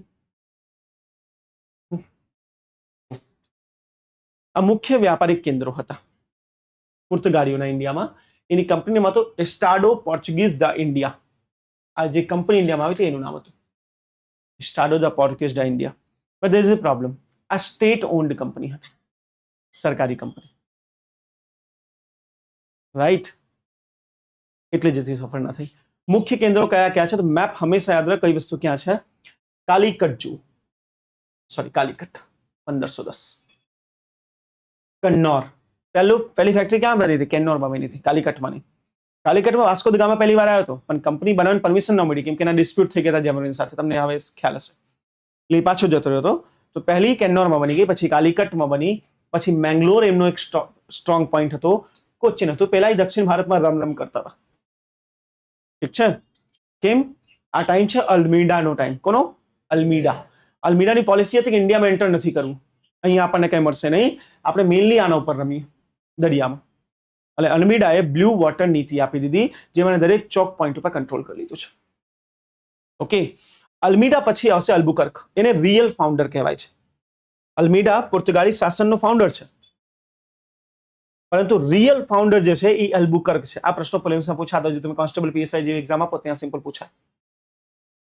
અલ્બુકર્ક એ પોર્તુગીઝ શાસનને ભારતમાં સંપૂર્ણ રૂપે ફેલાયું છે. કઈ રીતે? એ પ્રથમવાર ખાલી દરિયાથી પોતાનું ધ્યાન હટાવી એન્ટર કરવાનો ઇન્ડિયામાં પ્રયાસ કરશે, અને ઇન્ડિયન સાથે એનો યુદ્ધ થાય છે. અલ્મીડા ક્યારે કોઈ ઇન્ડિયન સાથે યુદ્ધ નથી કરતો, કર્યું છે ને પણ દરિયા માટે કર્યું છે, જમીન માટે નહીં. અલ્બુકર્ક ના આવતા જ 1510 ની અંદર પહેલો યુદ્ધ ગોલકોન્ડા સાથે થઈ જશે. ધોળકાના નવાબ અને એમની પાસેથી ગોવા જીતી લેશે. ગોવા આ રીતે પ્રથમ ઇન્ડિયન જમીન થઈ જેના ઉપર કોઈ વિદેશીનું શાસન આવ્યું છે. ઠીક, ગોવા જીતીને હવે એ લોકો જમીન પર રહેવા લાગ્યા, આપણે દરિયા પર હતું. ધીરે ધીરે ગુજરાત સાથે યુદ્ધ થશે. દમણનું યુદ્ધ, દીવનું યુદ્ધ તમને મેં વાત કરી, 5 શાસકો એક સાથે ભેગા થયા હતા. તો દમણ, દીવ, હવે તમે ધ્યાન આપો દમણ દીવની લોકેશન, કેમ કે તમને ખંભાતમાં એન્ટર કરવું છે. પહેલા દીવમાં, સોરી, તમને ખંભાતમાં એન્ટર કરવું છે. મારી ભૂલ છે, આઈ એમ સોરી. થોડું ક્લિયર કરી દઉં વારી. આ તમારું બે ઓફ ખંભાત છે. વ્હાઈટ કેમ પેન આવે છે? Board board. ખંભાતમાં એન્ટ્રી માટે જો દીવ પર તમારી પોસ્ટ હોય અને દમણ પર તમારી પોસ્ટ હોય તો ખંભાતની બે બાજુ છે. હવે કે તમારા પરમિશન વગર કોઈ અંદર જઈ શકે. એટલે આ પોર્ટુગાલીઓને જોતું હતું. ગુજરાતના નવાબને હરાવીને પોર્ટુગાલીઓ આ સૌથી પહેલા માંગ્યું, કેમ કે એન્ટ્રી ગેટ સીલ કરવા હતા કે અમારા સિવાય કોઈ અંદર ના જવું જોઈએ. દીવ, દમણ, કેમ કે કેટલી ઇન્ટરેસ્ટિંગ વસ્તુ છે. બે દીવ દમણ કેટલું દૂર છે. કોઈ વ્યક્તિ કેમ દીવ સાથે દમણ માંગશે? ગામ તો આખું ભણાઈ દે કે દીવ સાથે દમણ પોર્ટુગાલીઓ લીધું, પણ ભણાવો, લોજિક તો સમજાવો. એને યાદ જ નહીં રાખવું પડશે, આજીવન ઓટોમેટિક યાદ થઈ જશે. દીવ અને દમણ એક ગેટ તરીકે કામ કરી રહ્યા હતા અંદર જાતે શિપ માટે. પહેલા કાઢતે જ દેખાડો તો ખંભાતમાં ઘુસા દેખું, બાકી કાં તો અહીંયાથી અટેક કરશું કાં તો અહીંયાથી કરશું, બે બાજુથી. એ પ્રોટેક્ટિંગ વોલ હતી ખંભાતની, કેમ કે પૂરા ઇન્ડિયાનો ટ્રેડ અહીંયાથી જ થતો. ક્લિયર? દમણ દીવ. પછી તમે નીચે આવો, બસીન તમને મળી જશે. આ બસીન છે. બસીનથી બોમ્બેનો ટ્રેડ કંટ્રોલ થતો હતો અને સુરતનો વ્યાપાર કંટ્રોલ થતો હતો. જો કોઈ સુરત જવા માંગે પેલા બસીનમાં ટેક્સ ભરો. અને તમને ખ્યાલ છે ડાયવર્ટ કરાયા હતા એને. ગુજરાતના જે બી વ્યાપાર આવતા હતા એ બધાને ડાયવર્ટ કરાવતો. ડાયવર્ટ કરીને કંઈક નિયર બાય મોકલવું પડશે ને, તો દમણ, દીવ અને બસીન મોકલી દેતા. બોમ્બે વાળાનો પૂરો વ્યાપાર બસીન જતો, સુરત અને ભરૂચ નો દીવ અને દમણ. કચ્છનો વ્યાપાર દીવ ડાયવર્ટ કરાવી દીધું. અને જ્યારે રાજા, જો કોઈ દરિયાકાંઠે આવશે તો ટેક્સ ભરશે, તો રાજાની ઇન્કમ થશે. એટલે તમે જુઓ તો 1510 પહેલા, જો તમે ગુજરાતનો ઇતિહાસ ભણ્યો હોય, ભણ્યો છો, 1510 પહેલા ગુજરાતમાં મોટા મોટા કન્સ્ટ્રક્શન થઈ રહ્યા છે. એકથી એક વસ્તુ બને છે. આ મહેલ, પેલું મહેલ, આ ટોઈ. 1510 પછી નહીં. 1510 પછીના સ્ટ્રક્ચરમાં તમને ખબર, આર્ટ એન્ડ કલ્ચર એટલે તમે ભણો કે ઇતિહાસ સમજી શકો. જ્યારે આર્કિટેક્ચરની અંદર માર્બલ પથ્થરનો યુઝ થાય. તાજમહલ માર્બલથી બન્યું છે. એ દેખાઈ રહ્યું છે કે રાજા પાસે ખર્ચ કરવા માટે છે. ઔરંગઝેબ કઈ નથી બનાવડાવતું. ઔરંગઝેબે શું બનાવડાવ્યું છે?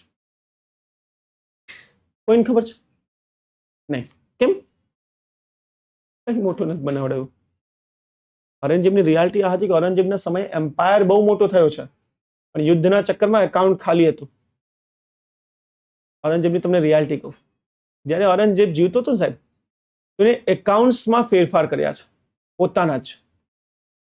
એ ફેક અકાઉન્ટ બનાવતો, દેખાડતો કે અમારી પાસે બહુ પૈસા છે, એ કોઈ બહારીને એવું ના થાય કે રાજા નબળો થઈ ગયો છે. રિયાલિટી વોઝ પૂરું અકાઉન્ટ ખાલી હતું. જ્યારે ઔરંગઝેબ મર્યો ને, મુગલ સલ્તનતના પતન પાછળ સૌથી મોટું કારણ આ નીકળ્યું. બધા એના જે પ્રિન્સેસ હતા એમને તો એવું હતું કે બાપા એટલું બધું મૂકીને ગયા હશે, પૂરી દુનિયા, પૂરા ભારત ઉપર રાજ્ય કર્યું છે, પણ એ તો આપણા પપ્પા જેવા નીકળે. તમને ખબર, હવે આવનાર પેઢીમાં ક્યારે ભાઈ બહેનમાં ઝઘડો નહીં થાય. પ્રોપર્ટી જ નથી, ઝઘડો છે નો ઇશ્યુ એટ ઓલ. પેલા હતી 50 વીઘા જમીન, તો એના માટે બે ભાઈઓ વચ્ચે યુદ્ધ થતું. હવે 0.5 વીઘા જમીન, 0.5 તું રાખ, 0.5 હું રાખે, તો તું જ રાખે, નથી કરવો યુદ્ધ, એટલે થતા ઝઘડા. આ પ્રિન્સ આપસમાં, ઔરંગઝેબના જતા તો ભાઈ ઇન્ડિયામાં બવાલ થઈ ગઈ હતી. અરેબિક મુસ્લિમ, ઇન્ડિયન મુસ્લિમ્સ, તુર્ક મુસ્લિમ બધા એકબીજા સાથે યુદ્ધ કરવા લાગ્યા. ઔરંગઝેબ પછી અને આટલું બધું યુદ્ધ લડીને એક માણસ નવાબ બનશે. બનીને ગયો અકાઉન્ટ ખોલવા કે પપ્પાએ લખીને બતાવ 1000 સોનાની હીરે ખાલી બંધ કરજો. ઔરંગઝેબ સ્માર્ટ હતો, એ ભિખારી હતો, દેખાડ્યું નહીં. એટલે પ્રજાનો અને જે નોબેલ્સ હતા એનો એના પર વિશ્વાસ હતો. ઔરંગઝેબ બાદ એના દીકરાઓ બુદ્ધિશાળી ના નીકળ્યા ને ઢીંડોરે પીટ દીધો કે અકાઉન્ટ ખાલી છે. અકાઉન્ટ ખાલીનો સિમ્પલ મતલબ રાજા વીક. એટલે પછી બધા શક્તિશાળી થઈ ગયા નોબેલ્સ. ને હવે કિંગ મેકર આવી ગયા. કોણ હતા કિંગ મેકર? હા, સૈયદ બ્રધર્સ. એ નોબેલ હતા સાહેબ. નોબેલ એટલે મંત્રી, અને રાજાઓ બનાવવા લાગ્યા. કેમ કે એને ખબર છે રાજા કરતા વધારે મારા અકાઉન્ટમાં પડ્યા. ઔરંગઝેબ જૂઠું બોલતું હતું, એટલે ઔરંગઝેબે કોઈ કન્સ્ટ્રક્શન કરાયા જ નથી. એટલે નહીં કે એને ધર્મમાં અને કલ્ચરમાં ઇન્ટરેસ્ટ નહોતું. ઇન્ટરેસ્ટ દેખાડવા માટે પેમેન્ટ કરવી પડે. એના પપ્પા પાસે હતી. અને એના પપ્પા જે અકબર હતા એની પાસે હજી હતા. એને બુલંદ દરવાજા, ફતેહપુર સિકરી, આગ્રા ફોર્ટ, ઇલાહાબાદ ફોર્ટ બનાવડાયા. એના પપ્પા પાસે એના કરતા વધારે હતા. એને તાજમહલ બનાવડાવી દીધું. સોરી, એના દીકરા પાસે તાજમહલ બનાવડાવી દીધું. ગુજરાતના આર્ટ એન્ડ આર્કિટેક્ચરમાં પોર્ટુગીઝની અસર દેખાઈ રહી છે. પોર્તુગાલીના આવા પહેલા આર્ટ એન્ડ આર્કિટેક્ચરમાં તમે જાળીના યુઝ થતા, આરસ પથ્થરનો યુઝ થતો, પછીમાં લાલ પથ્થરનો યુઝ થઈ રહ્યો છે.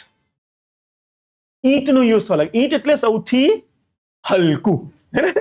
આપણે કહીએ ને રેડમી તો હલકું હોય, એમ ઈંટ હલકા કન્સ્ટ્રક્શનમાં ગણાય. પછીના ગુજરાતના આર્કિટેક્ચરમાં તમને લાલ પથ્થર, ઈંટ એ બધું જોવા મળશે. પહેલા આરસ પથ્થર. આ દેખાઈ રહ્યું છે કે રીતે પોર્તુગાલીઓ વીક કરી દીધું. કેમ કે જો તમારા દરિયા તટ પર હવે દરિયા તટ ઉપર શિપ નહીં આવે તો ટેક્સ નહીં મળશે. અને દરિયાનો ટેક્સ ગયો, ત્યાં જે વેચવા વ્યાપારી આવતા એ બી હવે નહીં આવશે, એ ટેક્સ બી ગયો. અને વ્યાપાર જ તો સૌથી મોટો ટેક્સનું સાધન હતું. ત્યારે અડધું ગુજરાત તો જંગલમાં હતું. અને જો વ્યાપાર નહીં તો ઇન્કમ નહીં, ઇન્કમ નહીં તો રાજા બેકાર, રાજા બેકાર તો સલ્તનત તૂટી જશે. એટલે સલ્તનત કાળ પછી મને એક મોટા રાજાનું નામ આપો ગુજરાત, સીધું તમને બરોડા યાદ આવશે. એના પહેલા કઈ છે જ નહીં. સિમ્પલ. જેટલે જયારે મરાઠાઓ આક્રમણ કરતા તો ગુજરાત સંરક્ષણ ના કરી શક્યું.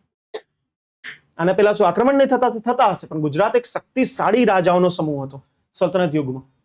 એટલે તમે ગુજરાત હિસ્ટ્રીમાં સલ્તનત યુગ વાંચો, એટલે સલ્તનત યુગ ગ્લોરિયસ યુગ છે ગુજરાતનો. મોટા મોટા કન્સ્ટ્રક્શન થયા છે, ઇકોનોમી ડેવલપ થઈ છે, પોલિટી ડેવલપ થઈ છે. અહેમદાબાદ, કર્ણાવતીની સ્થાપના, કેટલા એવા શહેરો વિકસી ગયા. મની હતી સાહેબ રાજા પાસે. થેન્ક્સ ટુ પોર્ટુગીઝ મની જતી રહી. કેમ? ટ્રેડિંગ સેન્ટર્સ, દમન દીવ વગેરે. અને આ કોને ચાલુ કર્યું? અલ્બુકર્ક, અલ્ફાન્સો દ અલ્બુકર્ક. એને દરિયાની પોલિસી અલ્મીડાની હતી, એને હટાવીને જમીનની નીતિ શરૂ કરી. અને હવે ઇન્ડિયાના પોલિટિક્સમાં ઇન્ટરફેર કરવા લાગ્યા. એ સમયે અહીંયા નીચે આ વિજયનગર સામ્રાજ્ય હતું, બહુ મોટું સામ્રાજ્ય હતું વિજયનગર સામ્રાજ્ય. એની અંદર ફૂટ પડી ગઈ હતી, કેમ કે વિજયનગર બહમાની, અહીંયા બહમાની સામ્રાજ્ય, એ બે યુદ્ધ કરી રહ્યા હતા. તો પોર્તુગાલીઓ એના વચ્ચે ઇન્ટરફેર કરવા લાગ્યા. વિજયનગરને કહે હું તમને ઘોડા આપું, હથિયાર આપું, બદલામાં પૈસા આપો, જમીન આપો. ઇન્ટરનલ રાજાઓના રાઇવલરીમાં એમને ઇન્ટરેસ્ટ લેવા લાગ્યા, કેમ કે હવે એને જમીનની ભૂખ આવી ગઈ હતી અને હવે જમીનના શાસકો બનવા માંગતા હતા. અલ્બુકર્કના શાસનકાળમાં જમીન પર શાસન થયો છે. I hope you guys understood my point. નીતિમાં પરિવર્તન. પહેલા દરિયા પર શાસન કરી આપણને ભિખારી બનાવ્યા આપણા તટ રાજ્યોને, હવે જમીનમાં ઘૂસીને ઇન્ટરનલ રાજાઓ સાથે કોન્ફ્લિક્ટ કરશે અને યુદ્ધ કરશે. ઘણા યુદ્ધ હાર્યા બી છે. મરાઠાઓ તો કૂતરાની જેમ હરાયું હતું અમને. મરાઠા સાથે યુદ્ધ કરવા ગયા હતા. એક તો મરાઠા શક્તિશાળી પાવર હતો, એવું ખતરનાક હરાયું સાહેબાને, બધું લૂંટી લીધું. અને એ જ લૂંટમાં ચર્ચમાંથી પેલું ઘંટી કાપી લાયા હતા. હવે સમજી ગયા? ત્યાંથી આપણે બધા બચાવી રહ્યા છીએ જે ચર્ચમાં વાગવી જોઈએ. હે મારા ઈશ્વર, શું ભલું થશે આપણું. ચર્ચની વસ્તુ આપણે બગાડીએ. બોલો. આ ઝેમોરિન જયારે આવ્યું હતું ત્યાંની વાત છે. આ પિક્ચર કોને બનાવી છે ખબર છે?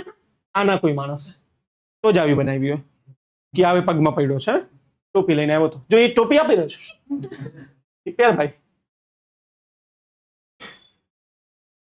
ફ્રાન્સિસો દી અલ્મીડા પોલિસી આપણે સમજી લીધી.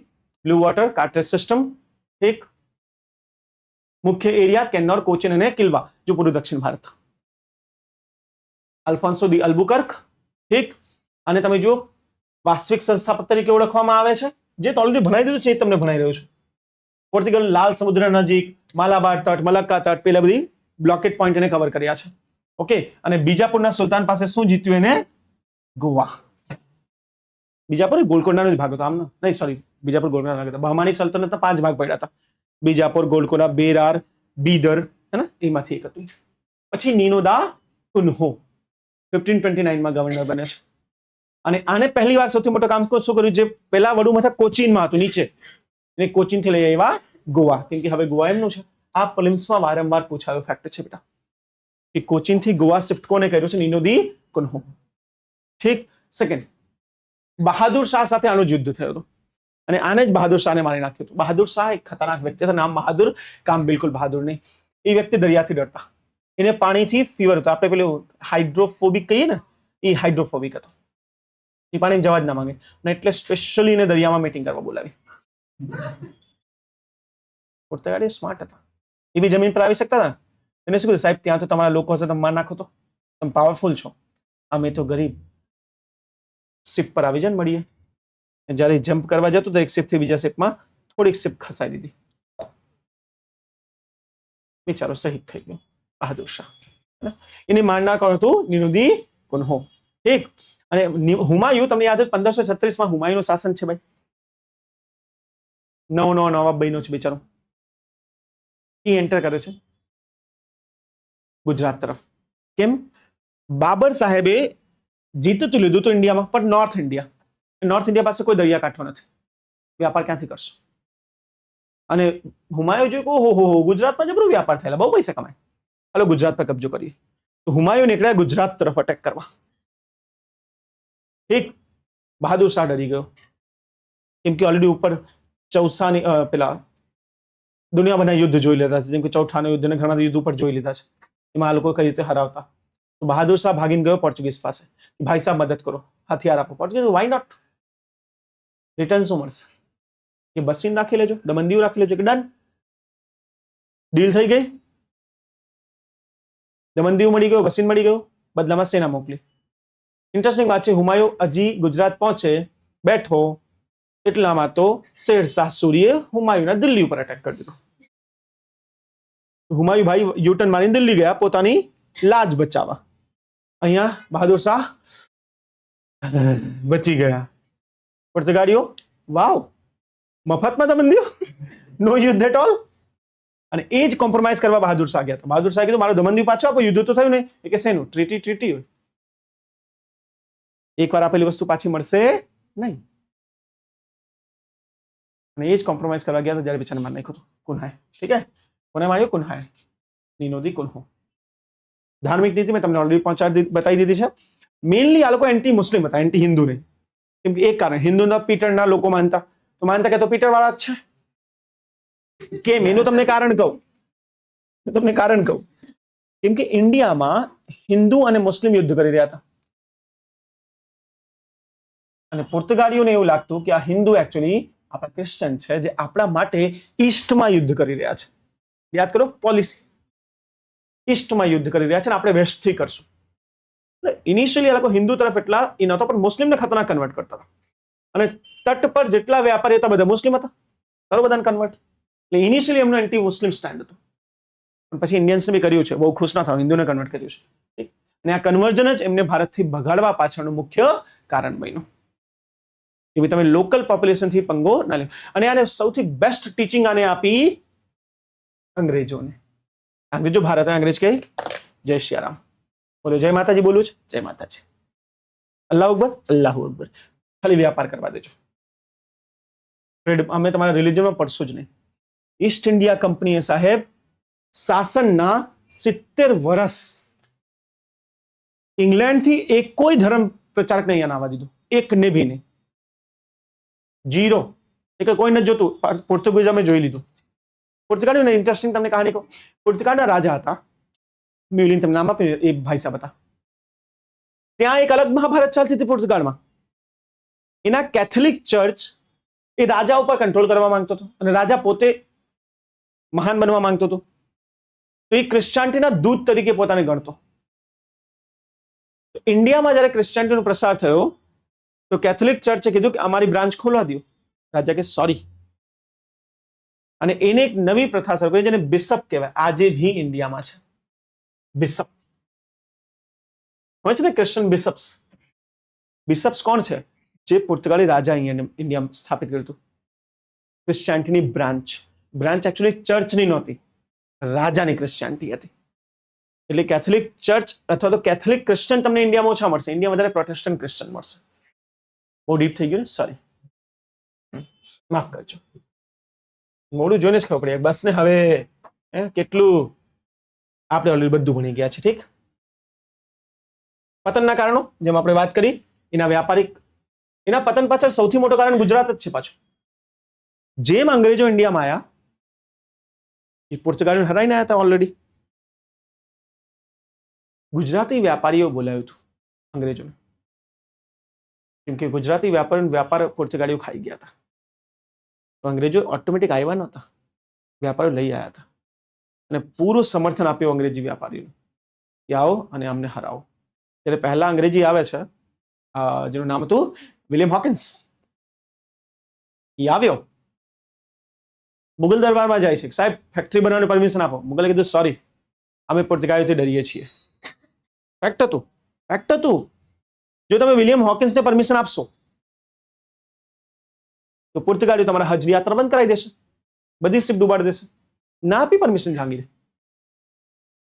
પછી અંગ્રેજો દરિયામાં ગયા, બેટલ ઓફ સુરત થઈ, જ્યાં કેપ્ટન બેસ્ટ ની અધ્યક્ષતામાં 3 શિપ આવી, પોર્તુગાલીઓને હરાવ્યું, હરાઈને મુગલોનો વિશ્વાસ દેવડાવ્યો. જો ભાઈ પોર્તુગાલીઓને હરાવી શકાય, અમે છીએ તમારા સંરક્ષણ, તમારી કોઈ શિપ ડૂબશે નહીં. તો જઈને પહેલી પરમિશન આપી. બાકી અંગ્રેજો પોર્તુગાલીઓ એટલે મુગલ ડરતા, અહીંયા કઈ બી કરશું તો બધી શિપ મક્કા મદીનાને ડૂબાડી દેશે. સમજી રહ્યા છો? અચ્છા, ભારતમાં પહેલી પ્રિન્ટિંગ પ્રેસ કોણ લઈ આવ્યું હતું? જલ્દી બોલો. પોર્ટુગીઝ. આ કોણ? તમે બધા એને ઓળખો છો. આઈ પ્રોમિસ તમે બધા એને ઓળખો છો. ક્રિશ્ચિયન સ્કૂલનું નામ બોલો એક. બધા કે સેન્ટ ઝેવિયર છે ને? અહીંયા સેન્ટ ઝેવિયર જ હતા. સેન્ટ ઝેવિયર ઇન્ડિયા નહોતા નીકળ્યા. ભાઈ દેવે તમને એક ઇન્ટરેસ્ટિંગ ઘટના કહો. ઇન્ડિયન પ્રિન્ટિંગ પ્રેસ ક્યાંથી આવી હતી? સેન્ટ ઝેવિયર નીકળ્યા હતા યુથોપિયા જવા માટે. યુથોપિયા, અને ત્યાં પ્રિન્ટિંગ પ્રેસની એસ્ટાબ્લિશમેન્ટ કરવી હતી. રોકાયા ગુજરાતમાં હોલ્ટ લેવા. યુથોપિયામાં સિવિલ વોર ચાલુ થઈ ગયો. ત્યાં રાજાએ પોર્ટુગીઝ ખિલાફ વિદ્રોહ કરી દીધો. હવે ત્યાંથી વિદ્રોહ પેક કરવા લાગ્યા. તો હવે આ લોકો નીકળી તો ગયા, જશે ક્યાં? તો જે મશીન લઈને આવ્યા હતા એ મશીન ફોર્સફુલી ઇન્ડિયા મૂકી પડી. એટલે આ એક્સિડન્ટ છે. ઇન્ડિયામાં પ્રિન્ટિંગ પ્રેસ એકચ્યુઅલી એક એક્સિડન્ટ છે, ઇન્ટેન્શન નહીં. પોર્તુગાલીઓ બહુ ક્રેડિટ ખાધી છે, હજી ખાય. તમને તો પ્રિન્ટિંગ પ્રેસ બી અમે જ આપી હતી ને, એક્સિડન્ટલી. યુથોપિયન આપવા જતા હતા. યુથોપિયન પહોંચી ના શકે એટલે ઇન્ડિયામાં રોકાયા. સેન્ટ ઝેવિયર કીધું હવે રોકાઈ જ ગયા છીએ, લાવ થોડુંક કામ કરી લઈએ. અને પ્રિન્ટિંગ ભારતમાં પહેલી પ્રિન્ટિંગ બુક પબ્લિશ થઈ હતી પછી સેન્ટ ઝેવિયર દ્વારા. એટલે જ આજે સેન્ટ ઝેવિયર ઇન્ડિયામાં આટલા ફેમસ છે. દરેક ક્રિશ્ચિયન સ્કૂલનું નામ સેન્ટ ઝેવિયર હોય છે. આઈ હોપ તમે સમજી ગયા છો.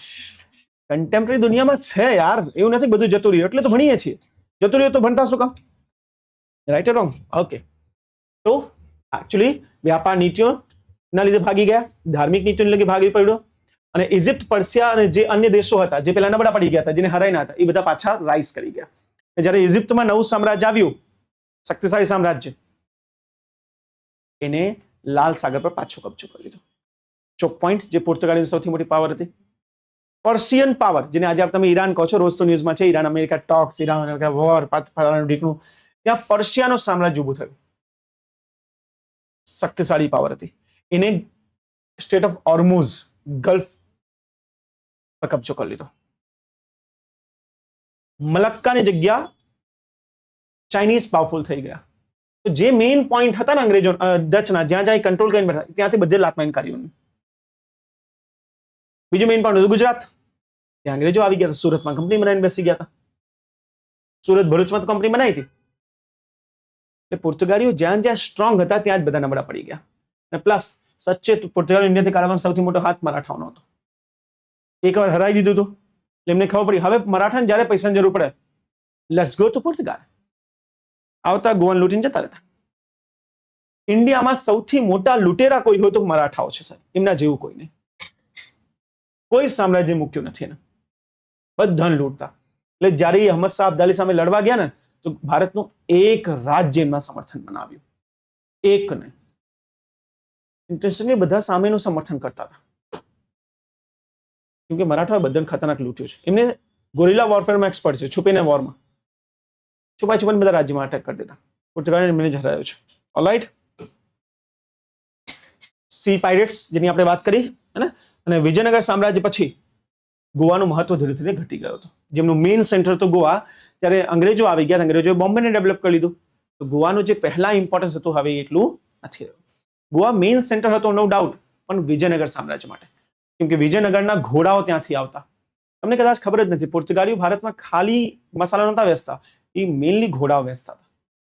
એનું મેઇન ટ્રેડ તો ઘોડાનું હતું વિજયનગર સામ્રાજ્ય, અને વેચી વેચીને પૈસા લેતા હતા. ક્લિયર? પ્લસ બ્રાઝિલ, પોર્તુગાલીઓને મળી ગયું હતું બ્રાઝિલ, ઇન્ડિયા કરતા વધારે બેનિફિશિયલ. એ બ્રાઝિલમાં વધારે સેન્ટર થઈ ગયા હતા. ધીરે ધીરે ધીરે ઇન્ડિયામાં એમની ઇન્ટરેસ્ટ ઘટતું ગયું, અંગ્રેજો હરાવતા બી ગયા, લોકલ રૂલર્સથી બી હારતા ગયા. there is no other options to move back. આ રીતે ગોવા પ્રથમ ભારતીય જગ્યા જે કોઈ વિદેશીના હાથમાં આવી હતી, અને અંતિમ ભારતીય જગ્યા જે વિદેશીના હાથથી છૂટી 1961. તમને કહે કે ઇન્ડિયામાં પ્રથમ અને આવવાવાળા અને છેલ્લે જવાવાળા કોણ હતા? પોર્તુગાલીઓ પ્રથમ આવવાવાળા હતા અને છેલ્લે જવાવાળા હતા. ડન? 100%. અહીં તમારો પહેલો ચેપ્ટર ફાઇનલી 10% પતી ગયો, કેમ કે હજુ તો એકનું પતાયું છે. ડચ, ડેનિશ, અંગ્રેજ ઘણા બાકી છે, હે ને? હવે આની બહાર પ્રશ્ન બને એની શક્યતા મને નથી લાગતી કે છે, બાકી બની જાય તો તમારી ઈચ્છા પછી આપણે કંઈ ના કરી શકીએ. ઓલરાઈટ, કોઈને કંઈ પૂછવું હોય તો please ask me, else I'll conclude this lecture here.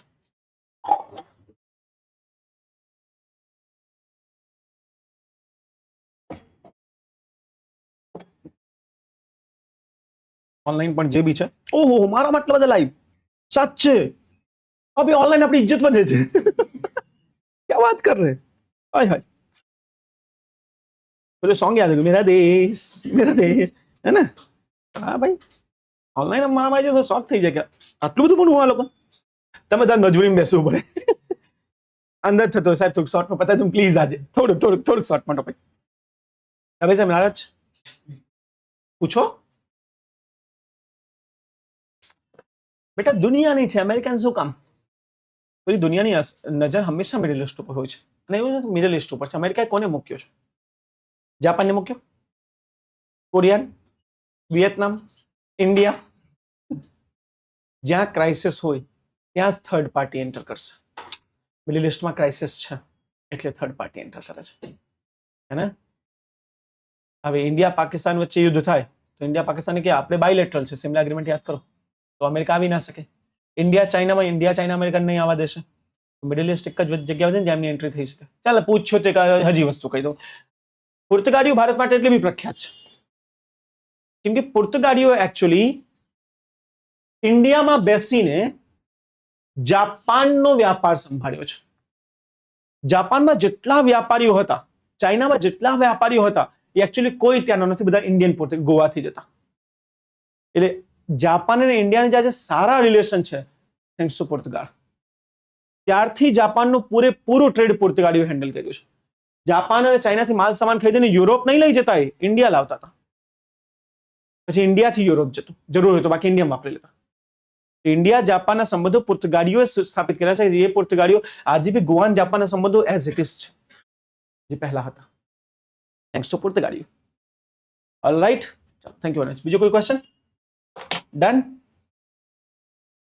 ચલો ભાઈ, કોઈ કઈ પૂછતું જ નહીં, ડોબા છે.